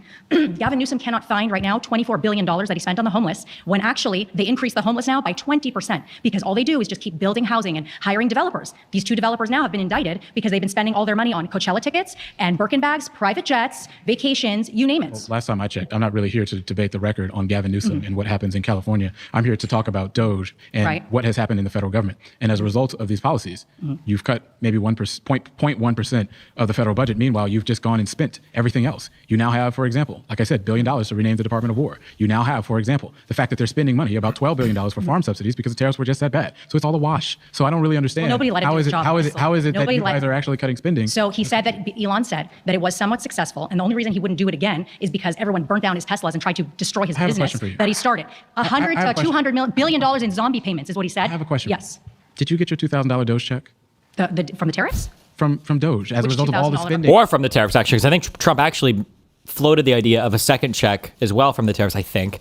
Neither of those happened, but Which was supposed to happen. There was supposed to be a $2,000 DOGE check. Did you get that? The DOGE dividend. No, but they haven't said anything about Have they introduced something for that? Who said that they were supposed to do that? That's I know we're supposed to be getting. We'd be getting a check in the mail. But no, you guys went into this not letting him do what he came there to do. So you control. Why would anyone want fraud to be continued if it's happening? When I brought up California, because it's happening in this government. How many excuses? What do you mean? How many excuses? The Senate, and the White House, and the Supreme Court, and you still couldn't. And the Supreme Court. How could anyone work like that? Honestly. How could anybody work with all the branches of the government under their control? You guys did not let the guy having do the House, the Senate, and the White House. Who needs to let him do what? Excuse me, ma'am. What the fuck are you talking about? Demonized him. You control it all. You demonized? Hey, here's a fucking tip. Turn the fucking TV off, retard, and do your fucking job, you fucking moron. Turn off the fucking TV and get off Truth Social and X 24/7. You're addicted. You are addicted to social media. You are addicted. Put your fucking phone down and go to work. You control it all. So what? And you so still couldn't get it done with your people in You guys were doxing him and calling this guy big balls and going crazy about every single thing with DOGE. DOGE was literally vilified. But we were allowed to be audited by the IRS when Biden hired 80,000 IRS agents, the random regular people. Pay your taxes, motherfucker. Your question. You don't, I'm sorry, but if there's people doing fraud in the government, you don't want to know about it? How does a bill become a law? Do you know? Goes through Congress. And so then what? It has to go through both chambers of Congress. Okay. It has to go to the president. Yes, and then who has a majority in the Senate? We do. Who has a majority in the House? We do. But what does that have to do with DOGE? Who's in the White House? What party's in the White House? The Republicans. So it's almost like you can do anything you want. Yep. They managed to pass tax cuts for the richest people in America, but they didn't manage to go get the checks that they promised the American people. When did they promise? So it's almost like they're not even done I yet. haven't heard of that. I didn't hear about that. I didn't hear about the DOGE dividend or anything like that. Didn't happen But they're whatsoever. not even done yet. Honestly, the same way Trump got into office and everyone said, Price of eggs, within 2 days in office when the bird flu was around for 3 years before, and no one said boo. Because here's what's so interesting about conservatives. Yes. Is that you run on all of these different things, and then the second you don't do them, you expect that people will not hold you accountable. Yep. Nobody's saying that. No, and the reality, I didn't. Where did I say that? Is that you walked around and cut 0.1% of the federal budget, then you spent over that with wasteful spending, like for example, the $500 billion that Kristi Noem is spending for a new private jet to retrofit another Qatari Air Force One. You can say, but can we agree on something? Why? But can we agree on something? What? Is it okay to vilify DOGE and Elon and all this stuff? Why wouldn't you want to know from the get-go? Everyone went crazy about DOGE and all that. Why wouldn't you want to know if there's fraud? I know if mine. When you present yourself adversarially, you need to be prepared for people to receive you adversarially. Grow the fuck up. That's life. You need to learn that as a lesson. That if you're going to present yourself, I'm going to go in and fuck everything up, they better be ready for it. Of course, those people are going to be adversarial to you. That's life. Any leader, any parent, any human being with a sense of social awareness, any person ever should know that. If you're not aware of that, sorry, you're not cut out for the fucking job, okay? Go get your packages of pudding and go to the old folks' home and live the rest of your days out there away from people who are more competent for the position. Like, that's just part of leadership. That's part of it's not even leadership. It's part like a basic common sense thing. Entire state, we don't know where the money's going. Our sidewalks are broken. There's potholes everywhere. I'm sorry, what the fuck does the federal government have to do with your sidewalks? All the homeless are trashing the street, graffiti everywhere. I don't know where or maybe she's talking about the Newsom. Maybe she's talking about California. I don't know. Are going here. I live here. Well, then, and he's your model. He's going to be the running for president. That's your model, right? Not Kamala. I mean, look, that's your model. I think so. I don't understand why wouldn't you care? Folks in California, I do. Ultimately, I do, and I get nowhere with that. I'm here to talk about DOGE. And the reality is that did you want DOGE to start? Did you want DOGE to start? I support government efficiency. Actually, I do. I think that did you condemn the burning of the Teslas and all that? Let's talk about this. I believe that government needs to be more efficient. I think that everybody Barack Obama was somebody that supported a lot of that. Yeah. But that's not what you did. You added more bureaucracy across the board. You then meant to go and spend more money than you allegedly cut. You lied about the money that you were cutting before you got called out before NPR. Administration, you guys, I wish you guys held the Biden. You fired Elon Musk. You fired him. I wish you held. You literally told Elon to go home. Inflation you literally said Elon to go home. Elon had to go home because no one let the guy. He wanted to destroy his. Okay, you guys don't let anyone do anything. Literally. You control that. Oh, she almost said a real fucking nasty big bad. You hear what she almost let slip there? This disgusting fuck. Listen to what she almost finished there. Go home because no one let the guy. He wanted to destroy his. Okay, You try to destroy his business? Oh, wait, hold on. Are you saying there was a conflict of interest between him being a businessman and him having a role in the government? That's what she almost got out there, but they're shouting at each other. Almost like maybe that's not the best way to approach government, maybe? You guys don't let anyone do anything. Literally. You control the House, the Senate, and the White House. But that's irrelevant. Oh, so we can go back to immigration then, because why don't you guys pass laws on immigration? They tried. They told us he was healthy. You literally did not go and do what you promised. You didn't. But we're not done yet. You fired Elon. He's gone. Done. Thank you so much. Thank you.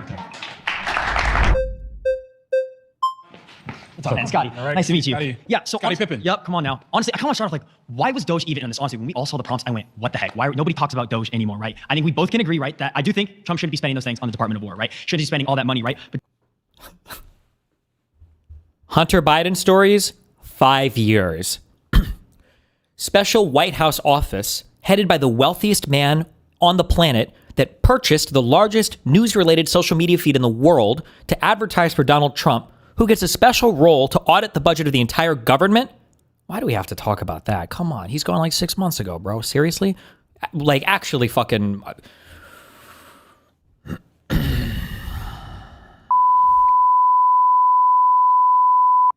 Insert your own imagination.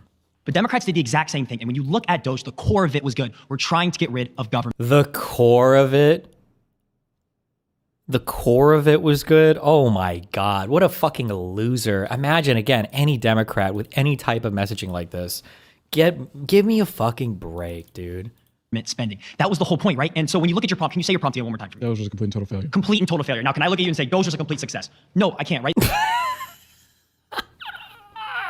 But your rhetoric when you say that prompt, right, is totally misguiding for us, right? What are we supposed to say to that, right? And now you did say, right? What are we supposed to say to that? This is why I know conservatives debate now, right? DOGE is complete. Fuck, man, what the fuck am I supposed to? That's every conservative's response ever. Oh, I can't, right? But your rhetoric when you say that prompt, right, is totally misguiding for us, right? What are we supposed to say to that, right? What are we supposed to say when you're talking about specific things that the Trump administration has done being complete total failures? I mean, yeah, obviously, fuck, Jesus Christ. Like, can we talk about the intention or something, though? Jesus Christ. Or his epic Facebook post? And now you did say, right, it said, what was it, 0.1% that we were saved in? I don't exactly. Like, you don't have to sit up here, you know? You're the one that walked up to the chair, bro. Like, if you don't think it's defensible, why the fuck did you walk up here to defend it? I don't know the numbers that they had said or anything, but we're supposed to cut government spending, right? Did any government funding get cut? You said it. Did any government funding get cut? No, because you then spent more than what you cut. 0.1%. Didn't even. I'm going to cut $2 trillion. What did that end up being? Best I can do is, I don't even know if the 9 billion got, I don't even know if I even believe that. Like, You cut 0.1%, then you went and bought private jets, you retrofitted another Air Force One, you renamed the Department of War. So it's almost like that's a wash. And I remind you, the national debt is set to increase this year by $2.3 trillion. Okay. So okay, but where does that money? And so by the way, $1 trillion, you say like $500 million debt, that's like paper money right there. So that's what I'm saying. Oh, $500 million is paper money? $500 million is paper money? What do you think about the Somali fraud? You think that was bullshit then? Because the Feed Your Future, whatever the fuck, that was only like 104 million or whatever. So 500 million is paper money. Paper money. Oh, okay. So the peanuts on the budget that you cut is literally already been absorbed by other things. If you made $50,000, this would be the equivalent of celebrating a $50 situation. I mean, so look, let's talk about what's happening in this country. He's like, you wouldn't be happy finding a $50 bill on the fucking ground? Fuck, I just went back. So you just made, absolutely. Yeah. So the point is the whole reason we're having to pay taxes to fund the construction. But he didn't even do going that. there trying to cut government. You cut 0.1%, then you went and bought private jets, you retrofitted another Air Force One, you renamed the Department of War. So it's almost like that's a wash. And I remind you, the national debt is set to increase this year by $2.3 trillion. Okay. So where does that money? And so by the way, $1 trillion, you say like $500 million debt, that's like paper money right there. So that's what I'm saying. So the peanuts on the budget that you cut is literally already been absorbed by other things. If you made $50,000, this would be the equivalent of celebrating a $50 situation. I mean, so look, let's talk about what's happening in this country. Is that you guys ran on cutting $2 trillion. Then it turned to $200 billion. That's nowhere close to being reality. So that whole situation was a failure. If we're talking about DOGE as itself, it didn't happen. It did happen, right? We had Elon. What do you mean it didn't happen? It did happen, right? Deliver on what you promised. Exactly. No, I can agree with you, right? Did we cut $2 trillion? No, we. Okay, we might not have got $2 trillion. Best I can do is a few billion. Even if we were to grant $20 billion, that would be 1% of what was promised. Even if we were to grant $20 billion, that would be 1% of what was promised. He did. You cut $200 billion. Trump tried, right? He ran. He saw failed. how bad Biden was at the government spending, right? And he ran there, right? He tried and he failed. I don't think it's necessarily a failure, right? When you try, like, does Trump have to be perfect? Oh my God, bro! Republicans become the most like postmodern, like. Oh shit! Wait. Oh, I almost hit the power button on my computer. Republicans become postmodernist when it comes time to analyze like anything that's happened with the fucking Trump admin. Like, didn't you fail? Well, hold on. What do we mean when we say failure? Is it really technically a failure to like, even if you, there should be like a fucking rocket with Trump's face on it and the shirt should just say, aim for the moon. Even if you miss, you'll land among the stars. Like, I can agree with you, right? Did we cut $2 trillion? No, we didn't. You cut $200 billion. Trump tried, right? He ran. He saw failed. how bad Biden was at the government spending, right? And he ran there, right? If he was so bad at the government spending, wouldn't that be the opposite though? If Biden was so bad at the government spending, shouldn't Trump have been able to do way better? It sounds like maybe Biden was a lot better at government spending than you guys thought, no? Because you couldn't find any of those big cuts you promised? He failed. I don't think it's necessarily a failure, right? When you like, does Trump have to be perfect in everything that he does? He didn't even get. Does he have to be perfect? Sir, yesterday you went to the club with the intention of bringing home a baddie with you, and instead you ended up getting wasted and you roofied 4 people, and they were all 12 years old in the parking lot across the street. Okay, I got laid, didn't I? Like what? So it's not, so I didn't exactly accomplish my fucking mission? Like, oh, what? Nobody's ever looked at the wrong person before? No, he doesn't have to be actually perfect, right? But it's He doesn't be perfect. Oh my God. This is like the biggest partition. You know what? There should be when they tear down the fucking East Ballroom or the West Ballroom, whatever the fuck ballroom they make, they should take all the extra material. They should make the biggest participation trophies ever. And that should be our Washington Monument. It should be a giant fucking participation trophy to MAGA. That's what it should be. You tried. Number 1 triers. You guys tried. The whole point of he didn't even going do there trying to cut government spending from the start. Oh, that was the point, was to try and do it. Oh, you have to try to do it. Increase. The government's spending more money than they did last year. That's according to the Treasury. Well, okay, break that down then. Okay, no, but break that down, right? In terms of why though? But why is the government spending going up? I mean, I'm just telling you, because if the whole idea was to go cut spending in the United States federal budget, that did not happen. You didn't. Is that true? I thought our discretionary spending was down a bit. Oh shit, wait, is that true? Or am I just thinking the deficit? I think the deficit is down a slight amount. Not the debt, but US budget. What would it be? U.S. spending? Federal government? Fred. It happened. You're spending more. I mean, I don't know what you want me. He tried. I don't know what you want me to say, bro. Yeah, okay. Yeah, it's fucked. What do you want me to say? What do you want me to say? Me to like say the right. I want you Your to just say. is dumb. I just want you to say from the beginning. It's just dumb. And that can be. Oh no. the highest quarter of government spending was 2020. Well, that was Biden, right? Biden was all of 2020, right? Because it's a 2020 election. So it was Biden's all of 2020. We give that to him. And then, oh no, why is it going up? And up and up and up and up and up and up. Wait, where was the DOGE cuts? Where was the DOGE part in this? What was DOGE? Maybe it'll show up in next year's spending. Maybe. You think? Maybe?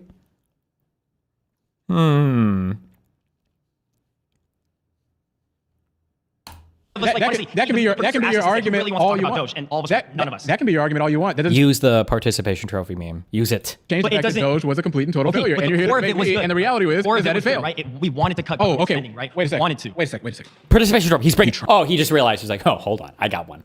I could get this one. He just realized it. I see his brain because I'm mind melded with everybody. And I see his brain. He just thought. He's like, excuse, hold on. Reality is that it failed. Right? Hold on. We wanted to cut spending, right? Wait a second. Wait. You tried to do it. And so I guess you want a participation trophy, don't you? Okay, so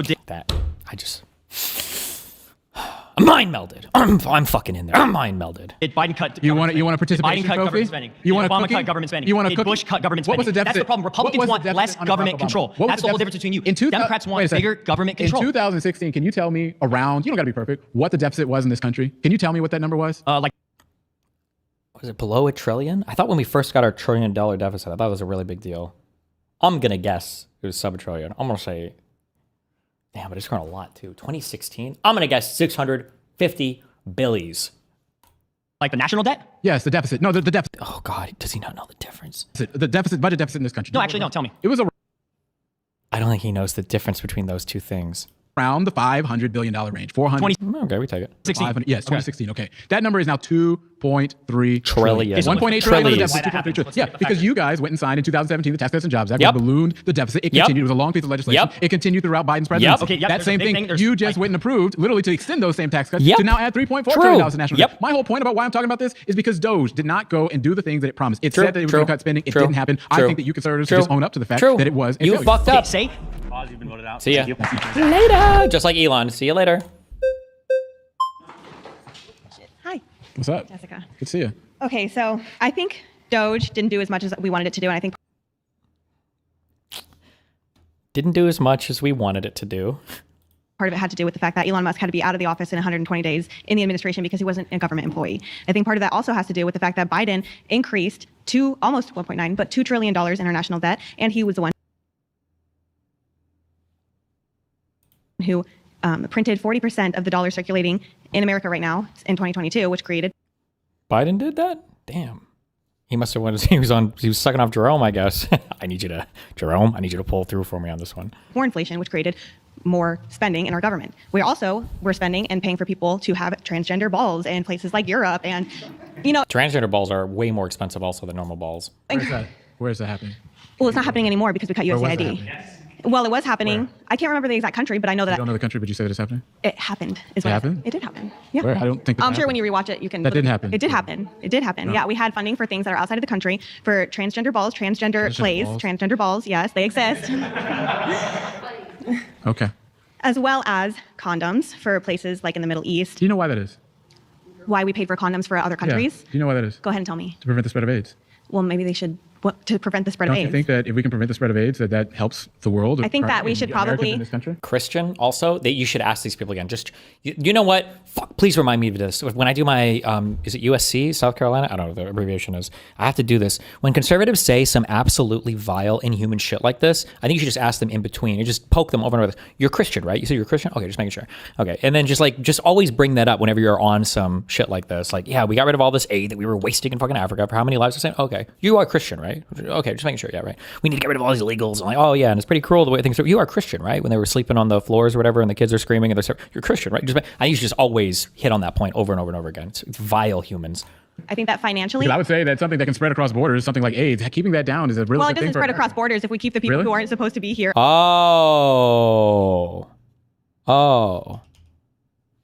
Okay. It doesn't spread as long as we keep the people. Do we have to enforce all of their borders too? Everybody else's borders? Out of our Get on country. planes and travel. So someone doesn't go visit. So an American citizen doesn't go to a place that in the Middle East, like you're describing, and then come back to America. That doesn't happen. So preventing the spread of those of AIDS in their countries can help us prevent the spread in our country. Why don't we not pay for other countries' healthcare and we pay for our healthcare, considering our healthcare? Oh, he's gonna do it. He's gonna do it. Hold on. I'm edging. I'm psychologically edging. He's gonna say, because he's got to do it like he just did with the minimum wage guy. Oh, so you in favor of? You'll probably say single payer healthcare, whatever. Are you in favor of universal healthcare then? You're in favor of expanding our healthcare coverage?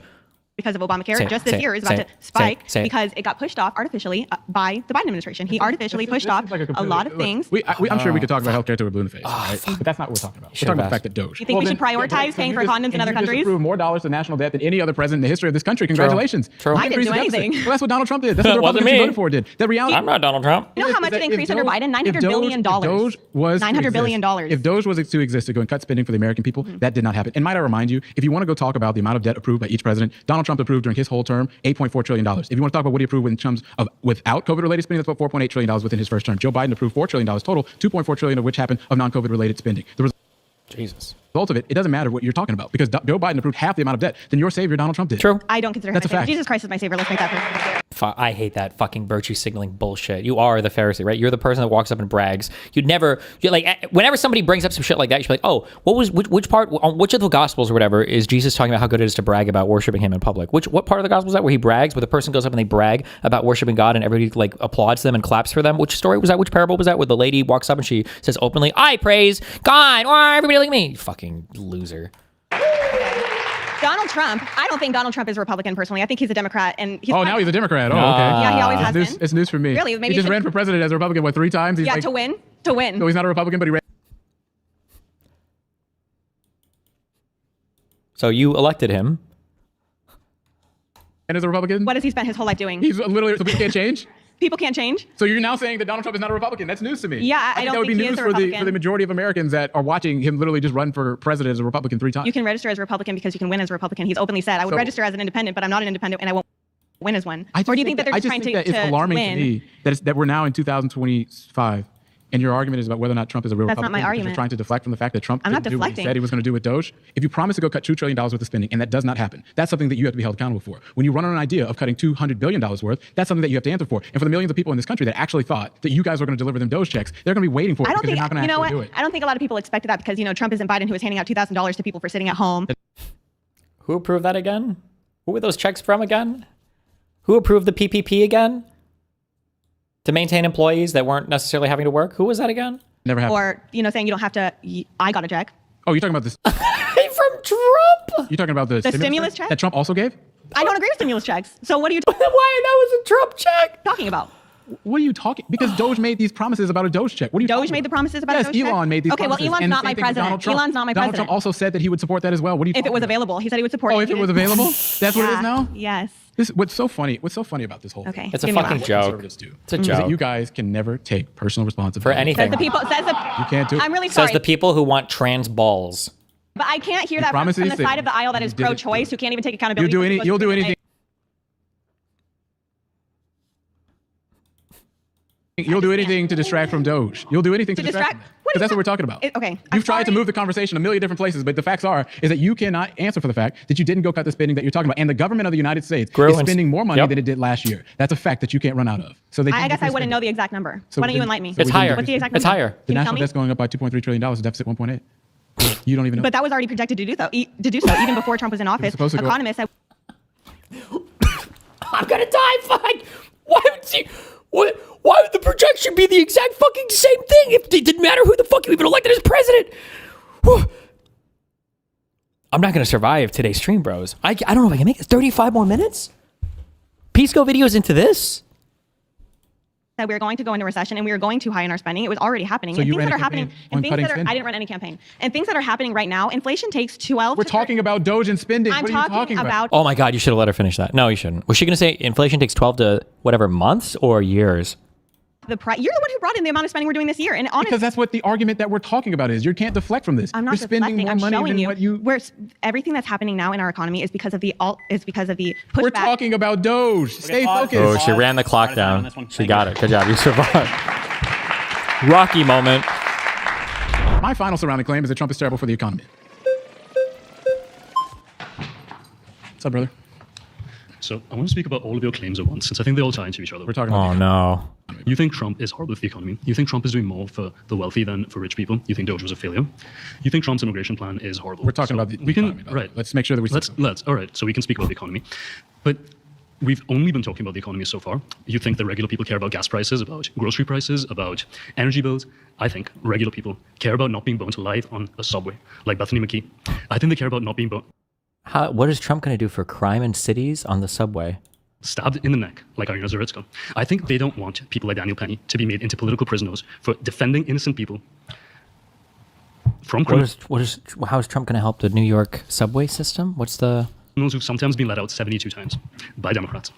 Then why is it that in those places where that's happening, they're still electing Democrats and they're not electing Donald Trump?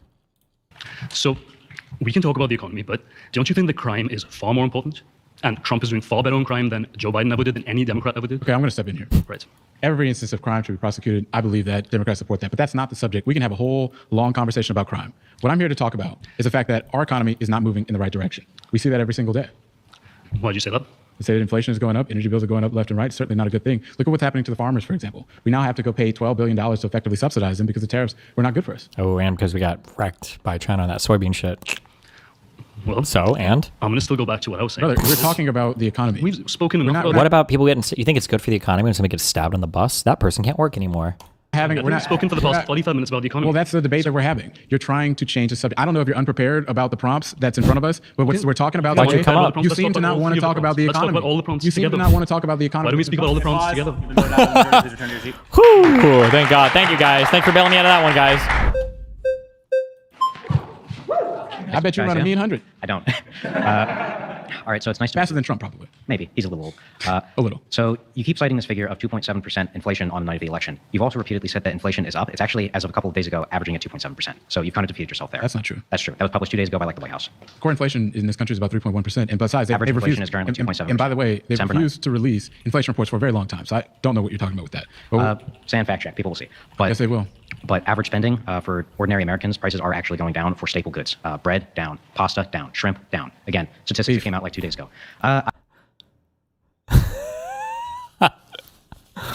My working class Americans. My shrimp eaters. I don't know, for staple goods. Bread, down. Pasta, down. Shrimp, down. Again, statistics came out like 2 days ago. I don't know about beef. Beef is... Chicken's down. Who cares about beef? I'm talking about shrimp, my brother. The internet or the oceans. They're not spiders. Wait, are they insects? Crustaceans? Whatever the fuck they are. Fuck seafood.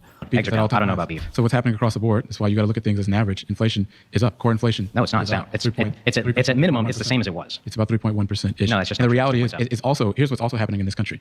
When you have to go give $12 billion as farm bailouts as a result of policies that are hurting our farmers across this country, those bailouts that are being used. To begin with, you're a Democrat. You don't not support farmer subsidies. I'd be surprised if that were the case. Well, that's but not. Farmers also need subsidies because they just lost a huge amount of an illegal slave class that was making their labor extremely cheap. They need to be able to subsidize that cost to make that payment possible. Excuse me. Sounds like farming is a competitive industry then. So you're saying that they should get a massive... Why minimum wage for massive corporate farming businesses, but not for people that work at fast food restaurants? What? You realize what's happening as a result of... What do farmers import? They're growing things here. Hold on, wait a second. What's happening right now is that the inputs that are used by all of these farmers to grow their crops across this country are costing more money as a result of the tariffs that have been put in place. That does what to their production costs? It makes things go up, right? I don't know what gets tariffs on farmers. I'm sorry. Potash is something that was consistently tariffed. We can probably start making that here. I mean, we could... Oh, I could just make everything. Didn't you just say the lack of the slave labor class made costs go up? Why do you think we can make any of this other shit?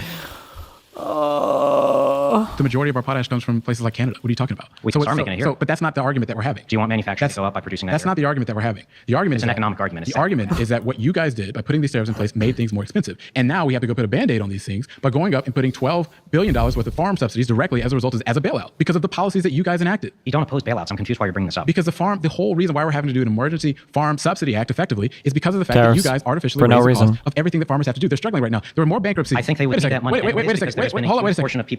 I just want to make sure that you understand this point very clearly. That we had more bankruptcies in the first quarter of this year for farmers than all of last year. The Small Business Index actually reports that small businesses are highly optimistic right now. We're talking about the amount of bankruptcies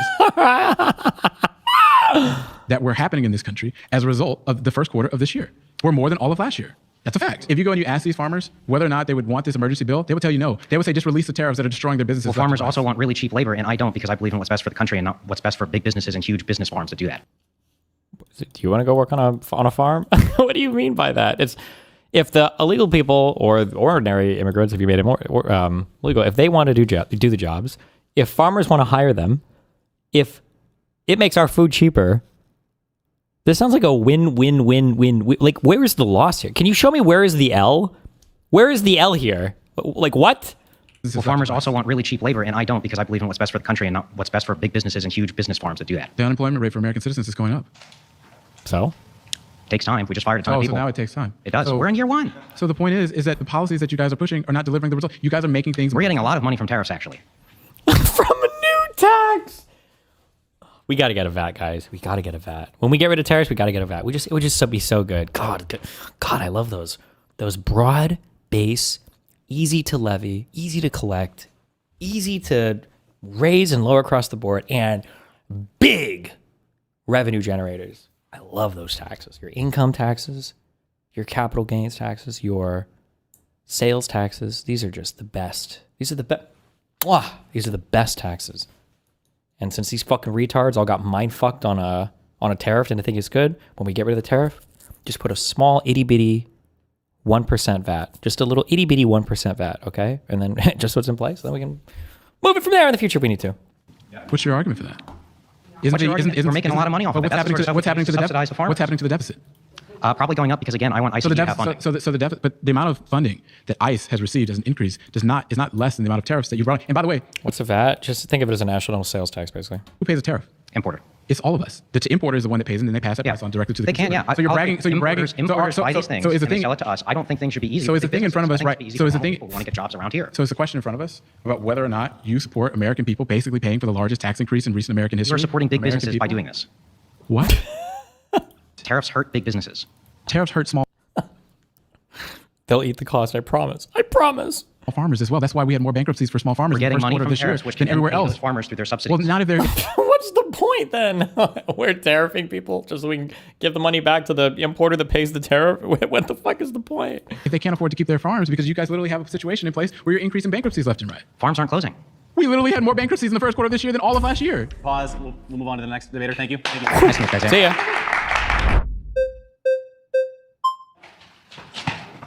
How's it going? Good to see you. Hey, brother.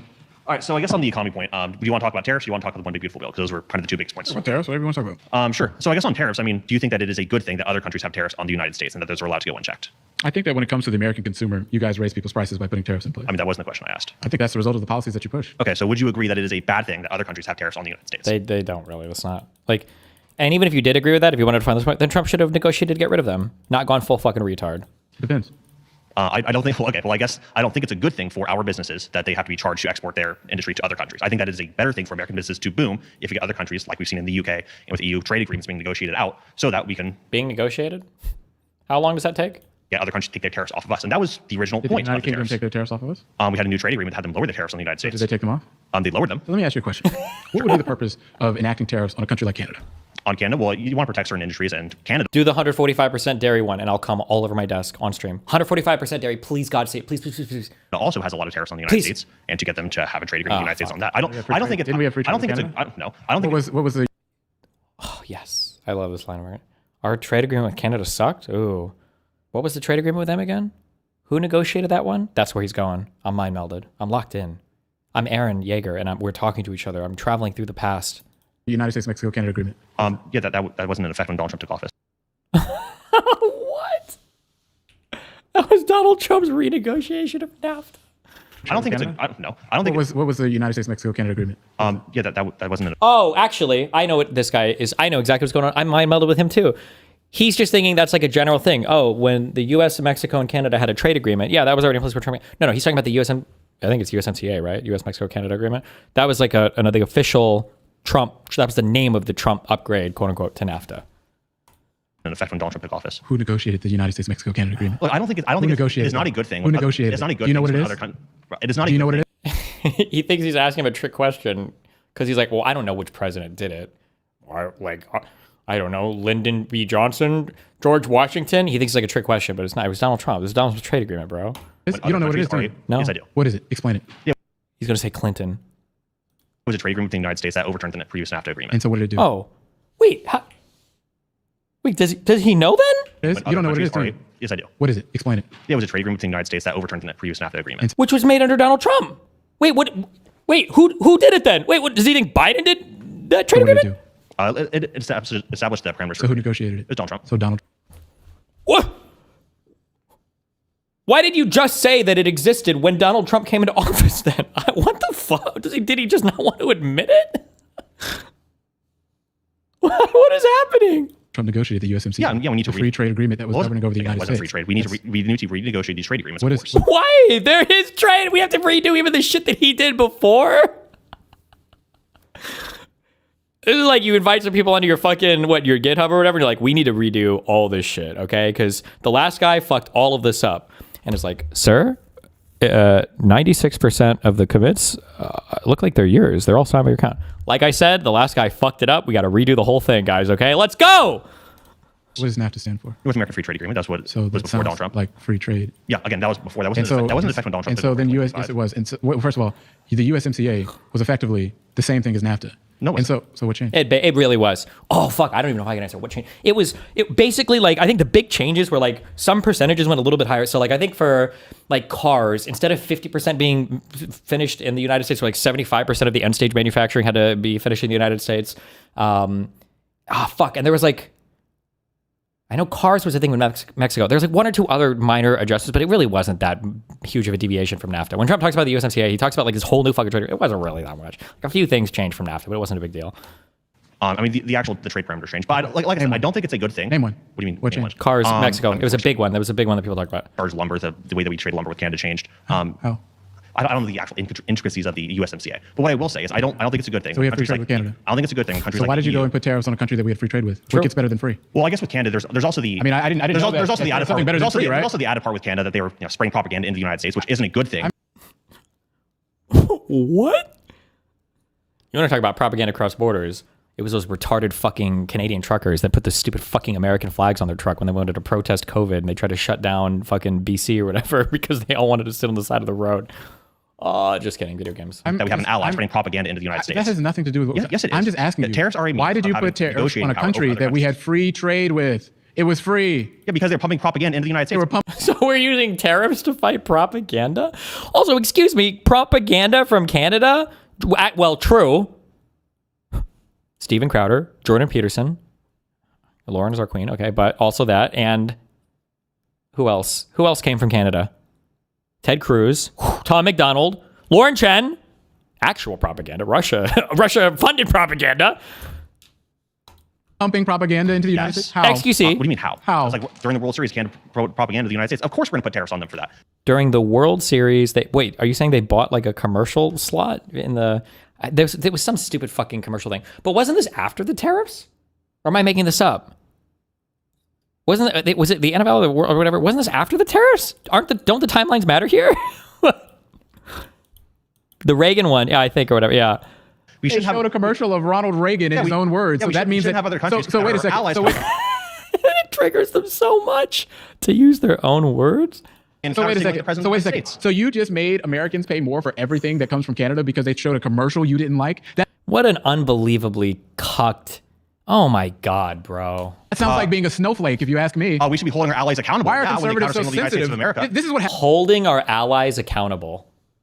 I'm sorry, my mind is just all rape analogies because I hate these people. Like, you should start with the, like if a student fails, then they should be, okay, not a student. We'll just do physical violence. You should punch a student in the face until you break a tooth if they fail a test. And I was like, well, I don't think that's okay. Why? You think it's okay for them to fail tests?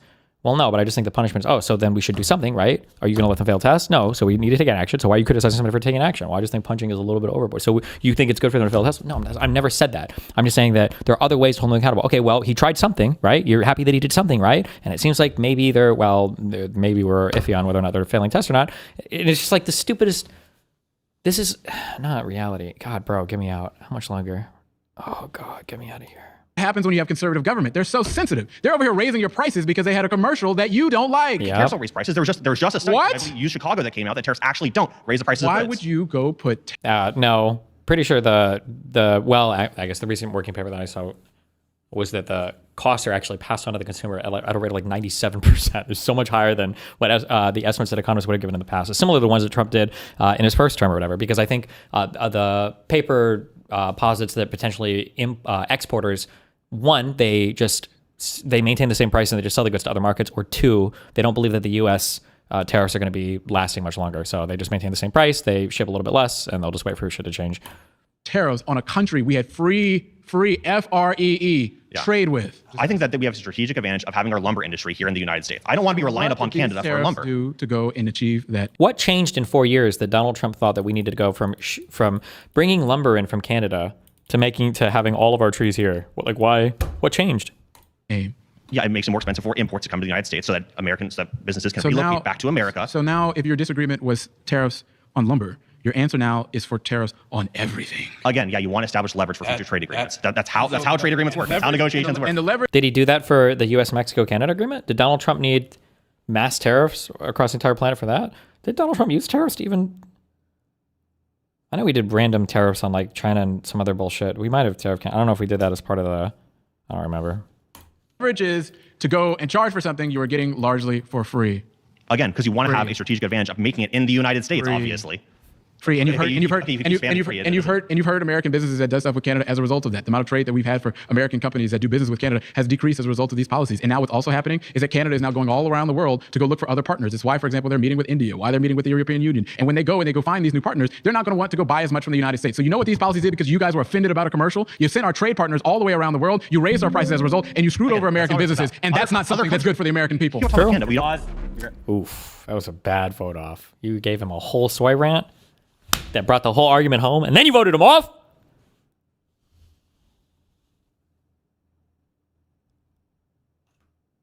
Fuck, I don't have an appropriate soundbite for that, but this guy got owned. You've been voted out, thank you.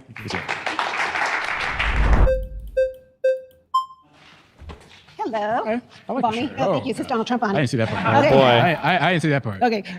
You know a tariff is a tax, right? And Democrats love to tax people. You know that a tariff is a tax, right? Yeah. You know Democrats like to tax people, right? What were the biggest tariffs? We're talking about Trump's tariffs, the Republican, right? That you guys all adamantly supported? What the fuck? Talk about a non sequitur. So all of a sudden, the Democrat in the room doesn't want to tax anybody. Well, Donald Trump. I just want to make sure I correct this. A corporate tax is a tax on profits. A tariff is a tax on raw goods. It's why, for example, your tariffs are making things more expensive. Okay, when you bought didn't that, know how that works. Okay, you bought that watch. Rolex? Is this a Rolex? Whatever it is, the watch that you bought, there was a tax on that. It wasn't a corporate tax. And Rolex, this tax. And by the way, it's Apple Watch, but Apple had to pay a corporate tax. Which, by the way, I want to raise that, by the way, for Apple, if you didn't know. So you want to raise corporate taxes, yeah, but you don't want to raise tariffs. You don't want to talk about tariffs. But most of the tariffs, by the way, most of the tariffs are comparable tariffs. So whatever country is charging us, we have free trade with Canada. I don't know if that's true. This is one of the things, this is why I hate this fucking talking point. And it took me so long. I don't know if, did he ever admit it?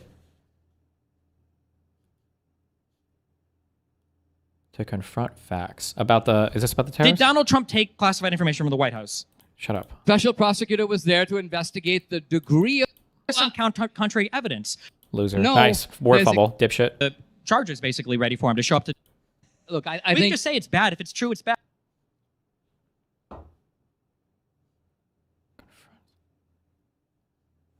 What is Trump trying to do with the tariffs? Holy shit, that mic is blowing the fuck out. Was it a lie? I just want to hear that. Did he lie for the board? And I will only take them off if you take off yours. Then why does he keep changing that to countries like China? On policy? Times of national crises. Shut up. To, right? He added to the debt, which would eat up. This was a brutal. This was brutal, dude.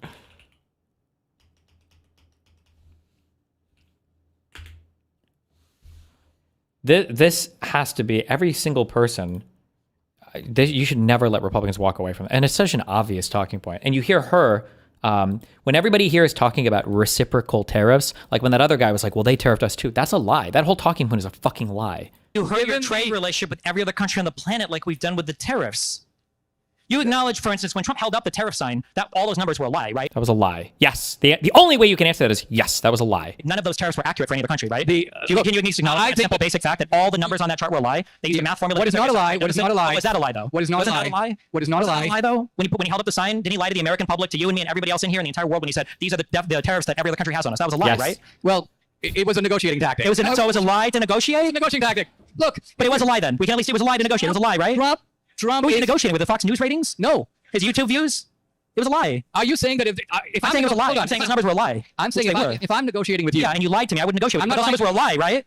If I'm negotiating with you and an NPR reporter comes to me and asks me something and I say, this is going to be the result, I'm actually speaking to you, but if I were to tell the NPR, oh, guess what? Let me give you my actual negotiating position, okay? Because you can then put it on NPR and the Chinese will figure it out by tomorrow morning. I think I would probably use the massive governmental apparatus I have to negotiate to do that because that seems like a more because the massive governmental apparatus that we have has proven to be completely and utterly incompetent. So then everything that comes from the Trump administration I should interpret as being potentially fallacious. It could all be a lie because he's trying to negotiate with other people. I'm saying negotiation is a moving ball. I'm saying that Trump is very capable of putting on a tariff and saying, I'm going to put on this tariff on January 7th, and then he doesn't do it. Do I revisit that? He's not lying. No, that's not what we're talking about. When he do it. Well, he did do it, number one. Go back. The big chart was a lie. Why can't we just admit that? This is what I'm talking about. There, beginning of this conversation, look at the reality. It was a lie. I'm saying that these bombastic claims were lies. In the course of negotiation, it doesn't even matter because the real issue is what are you getting in the deal? If I don't know if you saw me walk up on stage, but if I put on my Tinder profile that I'm 6'2", and I show up at my date with really good posture, does that count as just being bombastic, or would that be a lie? Right, let me give you an example for why. Well, an example. How about when the president held up a board with a bunch of tariff numbers, and they were all lies? They were a lie. It was a lie. Can we say that was a lie? I'm saying that presidents,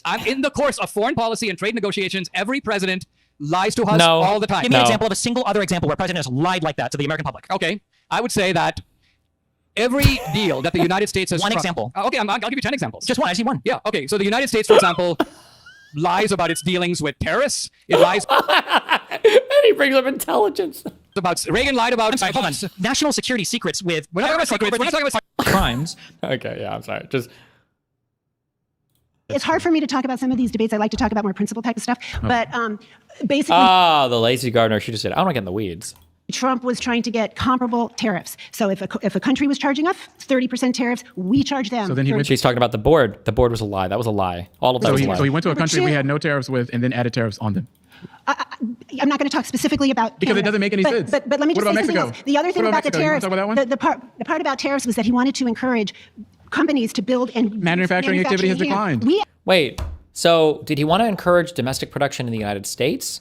Or did he want other countries to lower their tariffs? Because what you just gave were two totally different answers. Actually don't really need to trade with that many countries. Manufacturing. We can just make everything here. We have resources. We have farmland. And the reason why I think farmers are going out of business is because corporate people and dark money is buying up their property and forcing little farmers out. We have become a corporatized farming country. It's BlackRock for one. It's bad news. And that is preventing small farmers from... I just want to make sure that... I am not for these big wealthy corporations. I'm not. Yeah, you should. Don't eat this populist. I know those guys to the left of me, but don't let him go on the fucking BlackRock point. Oh my God. One of those folks, right? So I agree that there's a lot of that's going on that needs to stop. That's why it also doesn't really make much sense that you guys got rid of the Consumer Protection Bureau that was literally there to go and crack down on a lot of these things that was happening in this country. You got rid of that stuff, so I don't think the Protection Bureau was probably very corrupt. That returned how much money in bill? Was it over 10 billion or was it over 100 billion to consumers? Consumer Financial Protection Bureau money returned to consumers. I thought this was a huge number. $21 billion.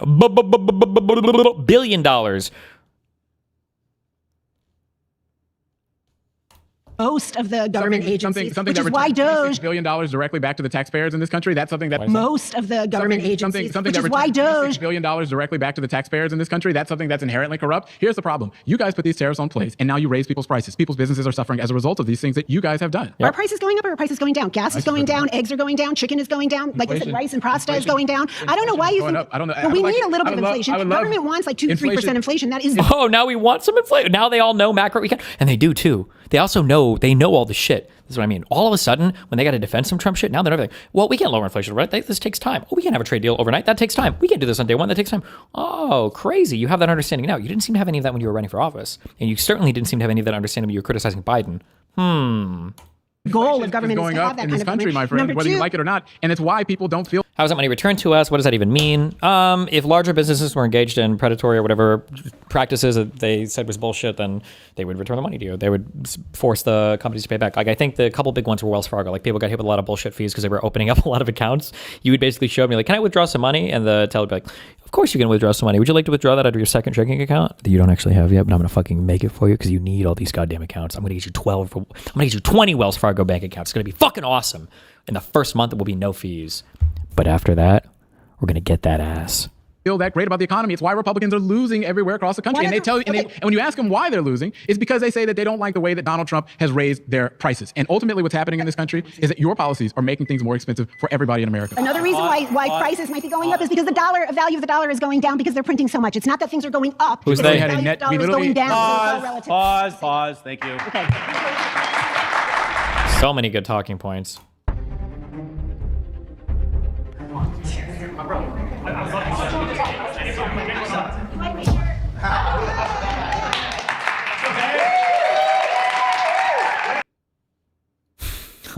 Oh wait, I think I saw this earlier today. Bro, they fucking Virginia, I think, just fucking obliviated the Republicans with their redistricting. Did this pass already, or it proposes a 10-1 Democratic advantage?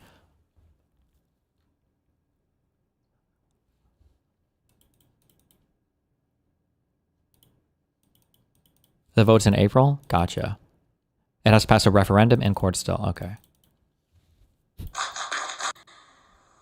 Oh, man. They're not happy about that one. All right. I chose Dennis for the final debate because he's running for the United States Congress, so let's see if he's prepared. All right.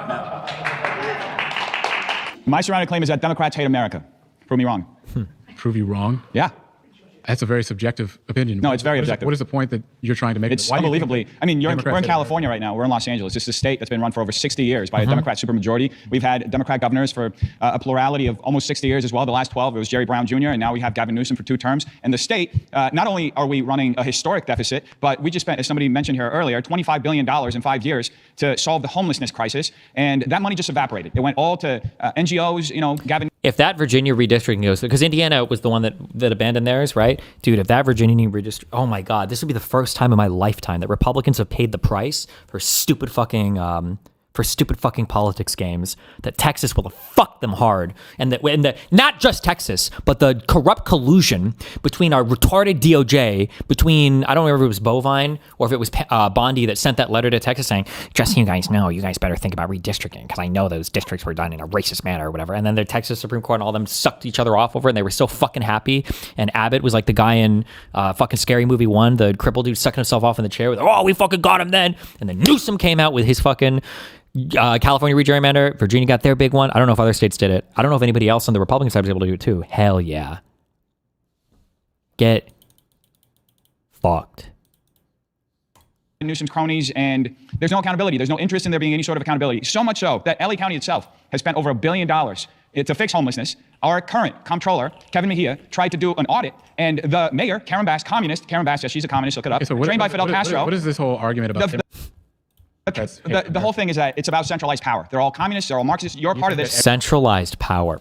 I'm clapping for how ingenious this guy is. Centralized power. How dare you? What a disgusting and despicable and vile thing to say as a fucking person who supports MAGA. Centralized power? You're part of this infrastructure. Let me finish my point.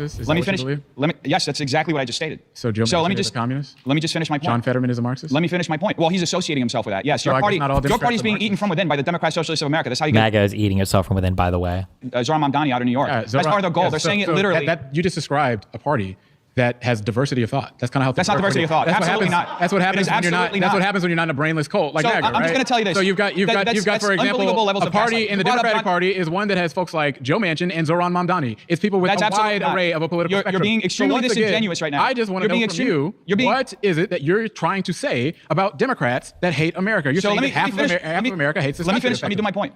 Okay, you brought up Joe Manchin and you brought up John Fetterman. 2 people that every time, John Fetterman specifically, he actually is a middle of the road guy. Let me finish my point.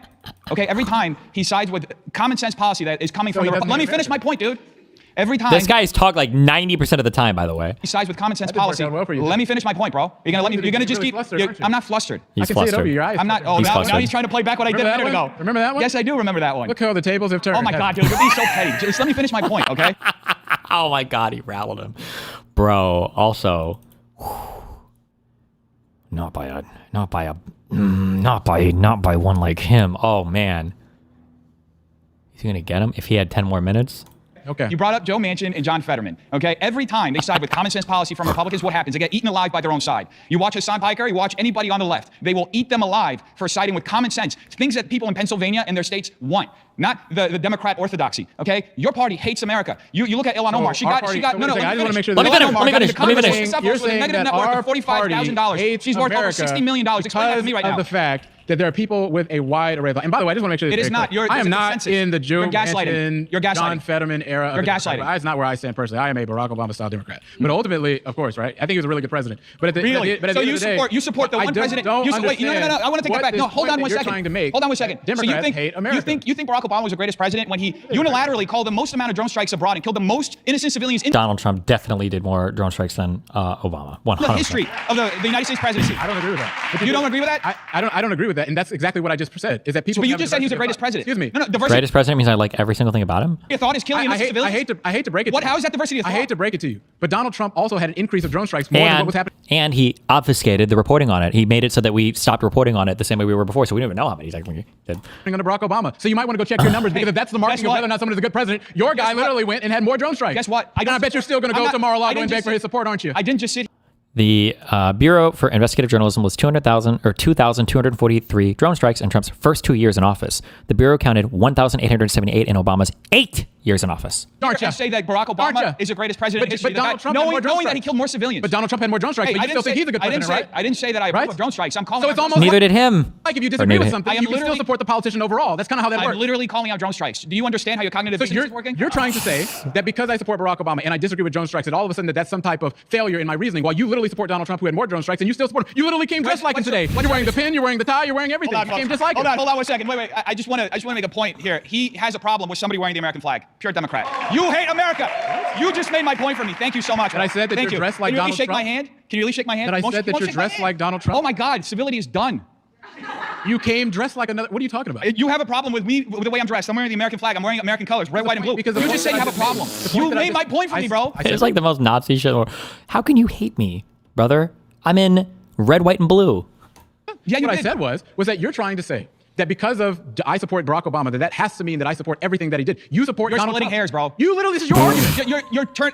You literally support a man that has. You're splitting hair. I'm repeating what you just said back to you. More drone strikes. I specifically called out drone strikes. You think that means that I support any president doing it? Donald Trump, and you literally. You think you're literally having to put words into my mouth so you can exonerate yourself of the point that I made because you can't respond to it. Your own argument. No, you called Barack Obama the greatest president that ever was, and I said, do you endorse his drone strikes? Yes, you did. I said he was a great president. So you think killing civilians makes somebody a great president?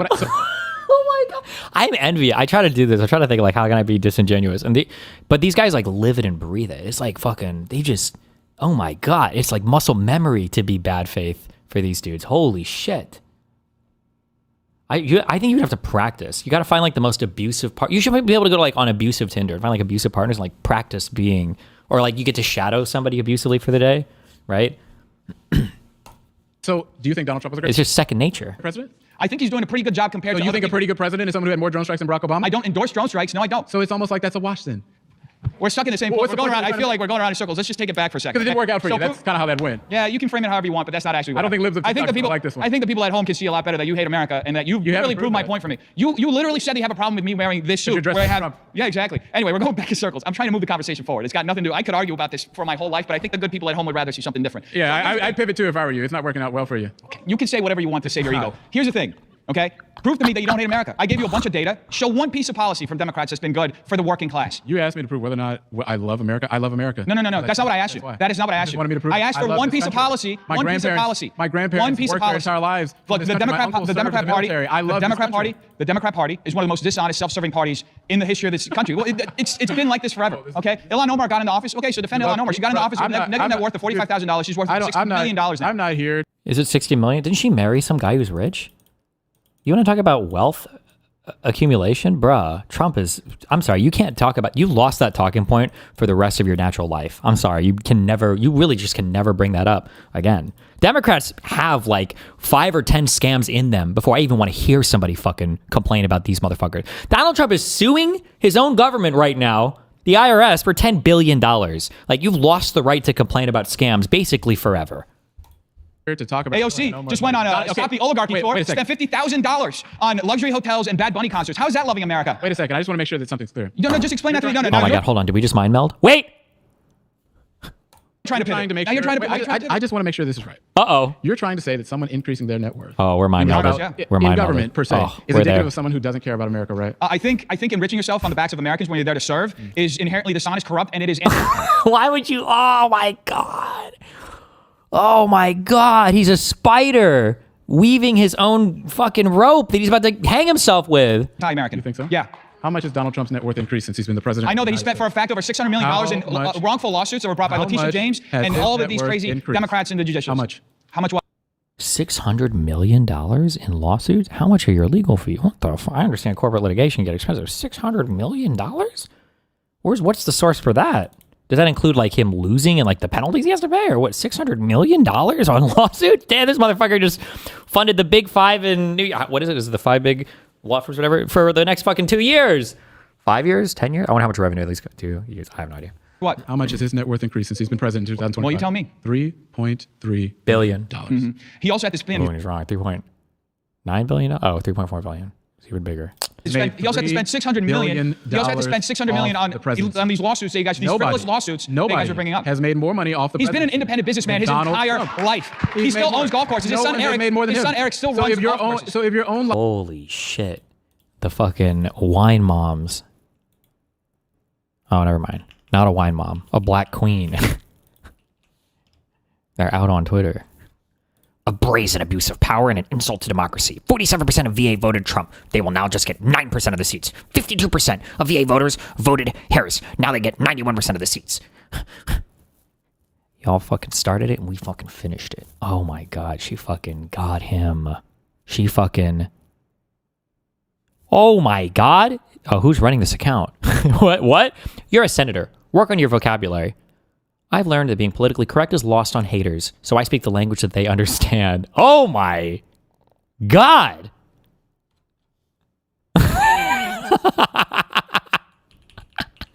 Logic is that making money in public office is indicative of someone who hates America. I would say the guy who's made more than anybody else in the history of America probably hates America, this is right? Absolutely false equivalence. That's not how that works. This is an absolutely false equivalence. That didn't work out well for you. This is a false equivalence. Your campaign is going to be struggling after Oh, today. yeah, I'm sure I'm going to be fine, okay? Do you have a problem with Congress people enriching themselves off of insider trading? I believe that we should ban insider trading 100%. And I support John Ossoff. So are you going to call out the people in your party? Here's the situation. You just made an argument that making money in public office is something that is inherently indicative of someone who hates America. You're literally cheerleading and dressing like the man who's made more money off the presidency than anybody else in history, and you don't want to call that out. Partially because he went and created a crypto coin. Partially because he created a crypto coin that he literally used taxpayer dollars to go meet with people as a result of those things. The crypto coin that he created. What you're saying? You don't want to talk about that, do you? To begin with, the crypto coin. These are all, bro. Do we know he was a invested in his crypto coin? He was a businessman to begin with. Let me ask you this: do we know who's investing in Trump's crypto coin? Lay it on me. Do we know? We don't. Lay it on me. We don't know. We can't know. If you don't know. We don't know. We can't know. He is literally making money, billions of dollars, off of a crypto coin that he literally is pushing, that we have no transparency on whatsoever. If that's not shady, I don't know what is. You have him literally spending our taxpayer dollars to go meet. Okay. Now you know that I can't defend this. Come on, is this really fair to bring up? With his crypto donors.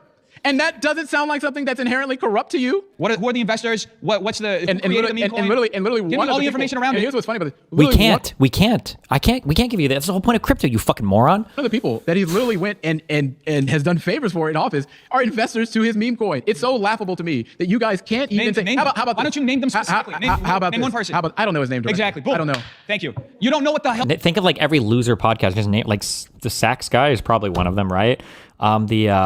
Who's the Indian dude? Is that the Sachs guy? Fuck, if I could remember these.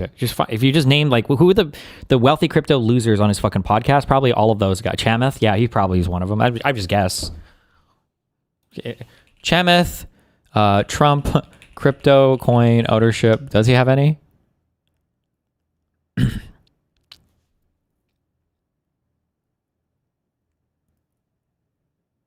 Held high dollar fundraisers for Donald Trump. Helping. Fuck, I don't know if they own any or not. Is there a way to find out?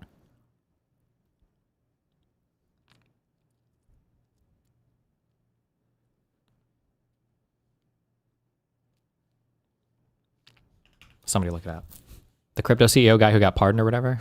Yeah, probably. The hell you're talking about, dude? You're just making shit up.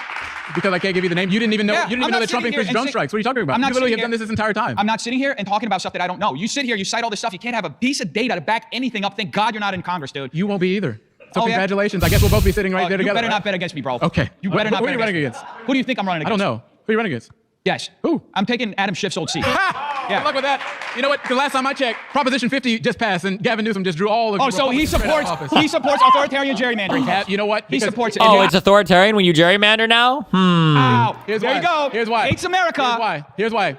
Here's what it is. It was You the hate Republicans. democracy. Here's why. You hate our constitutional You don't want to let me republic. answer. That's why you want Does to Paxton? Does Abbott? Here's what it is. Does Trump? The Republicans in Texas redrew the state of Texas to take 5 seats. And why did that happen again? And you thought that Joe Democrats Biden? were going to just sit around and do nothing. So what happened? We drew the Republicans straight out of office. He's going to give the pretext for why. Oh, they did that actually because the Supreme Court changed the law. They were all racistly drawn, by the way. They were racistly drawn. Only the ones where Democrats won, though, by the way. Those are the only ones I wanted to look at. How about you just look at what happened? And by the way, let me ask you this. No, let me ask you this. Will you support Because Kevin? you've got an absolutely false Will point you right now. support We're just Kevin gonna talk over each other. Will you support This Kevin is Kiley? great. Will you support Kevin Kiley's bill to ban partisan gerrymandering all across this country? Before we get to that, will you of course support we're Kevin gonna- Kiley's yes, I will bill? support it. Why did the Republicans in Congress? Why don't they? Well, support let me ask you a simple question. You're from Why did they Texas. not vote for the Let me Vote ask you a People simple Act? question. Why did they not vote Let me for ask the you a Vote simple People Act to question. ban partisan Are you going to let me gerrymandering ask you the in question? Or are you going to filibuster? What do you Let me want? ask you a simple question. Okay.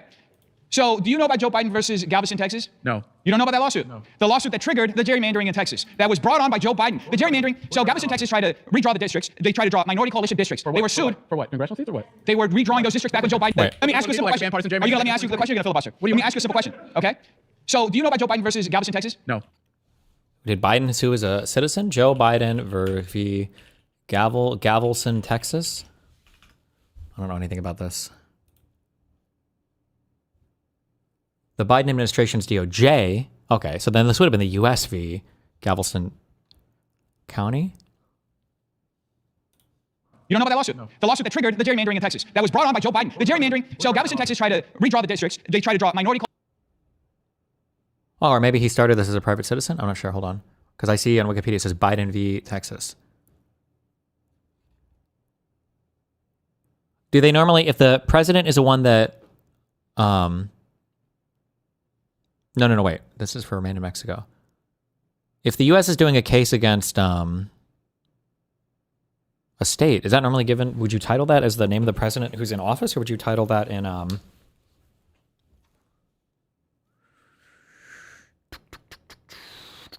Biden v. Texas was a U.S. Supreme Court case related to administrative law and immigration in which the court held that the federal government had the authority to revoke the migrant protection protocols unofficially as the Remain in Mexico policy.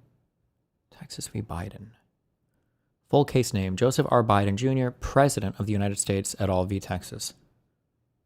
Huh. Maybe if the U.S. is, maybe you call this, maybe it is by the admin name? Coalition districts. They were sued. For what? Congressional seats or what? They were redrawing those districts back when Joe Biden was president. Joe Biden, they were redrawing districts in Galveston, Texas. I don't know specifically. Now you don't know. Bro, this is your state. You should know. You don't even know what I'm trying to explain to you, and you're trying to nitpick details. I'm explaining to you the decision and how we got to this point. Exactly what you're talking about. You just said you don't know. I tricked you. How about that? Oh, great. Wow, so you're a liar. That's great. I also appreciate that this guy knows a lot of shit too. I really appreciate that. There is no shortcut for knowing. He's known a lot of stuff. Like he's known a lot of numbers. It seems like he's got a decent foundational basis for understanding things. I appreciate that a lot. Even if I think this guy's further to the left of me, I super appreciate this. Wow, truly. The kind of politician we don't need in Washington. Pause. We're out of time. Thank you. Oh, man. I think that he was definitely looking for a clip, but it didn't work out for him. The idea that Democrats hate America is one of the stupidest things I've ever heard. I think ultimately what people saw. Bro, who is this lady? Is she really approving these memes? Next week, we'll return to Richmond and convene our 2026 legislative session. I'm ready to get back to work. What the fuck? Bro, this lady's fucking brutal. Holy shit.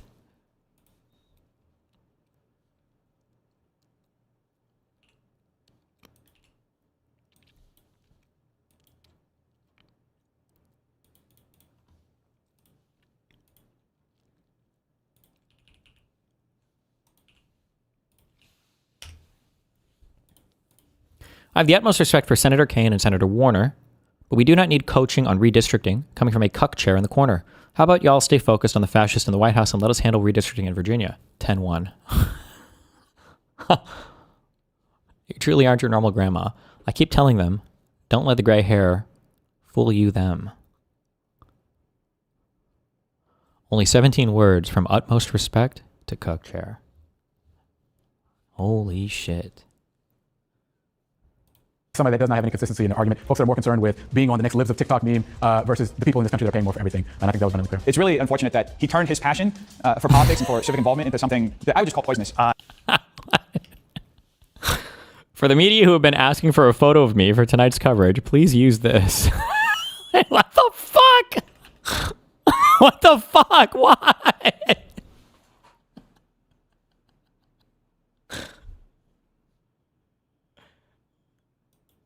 Jesus Christ.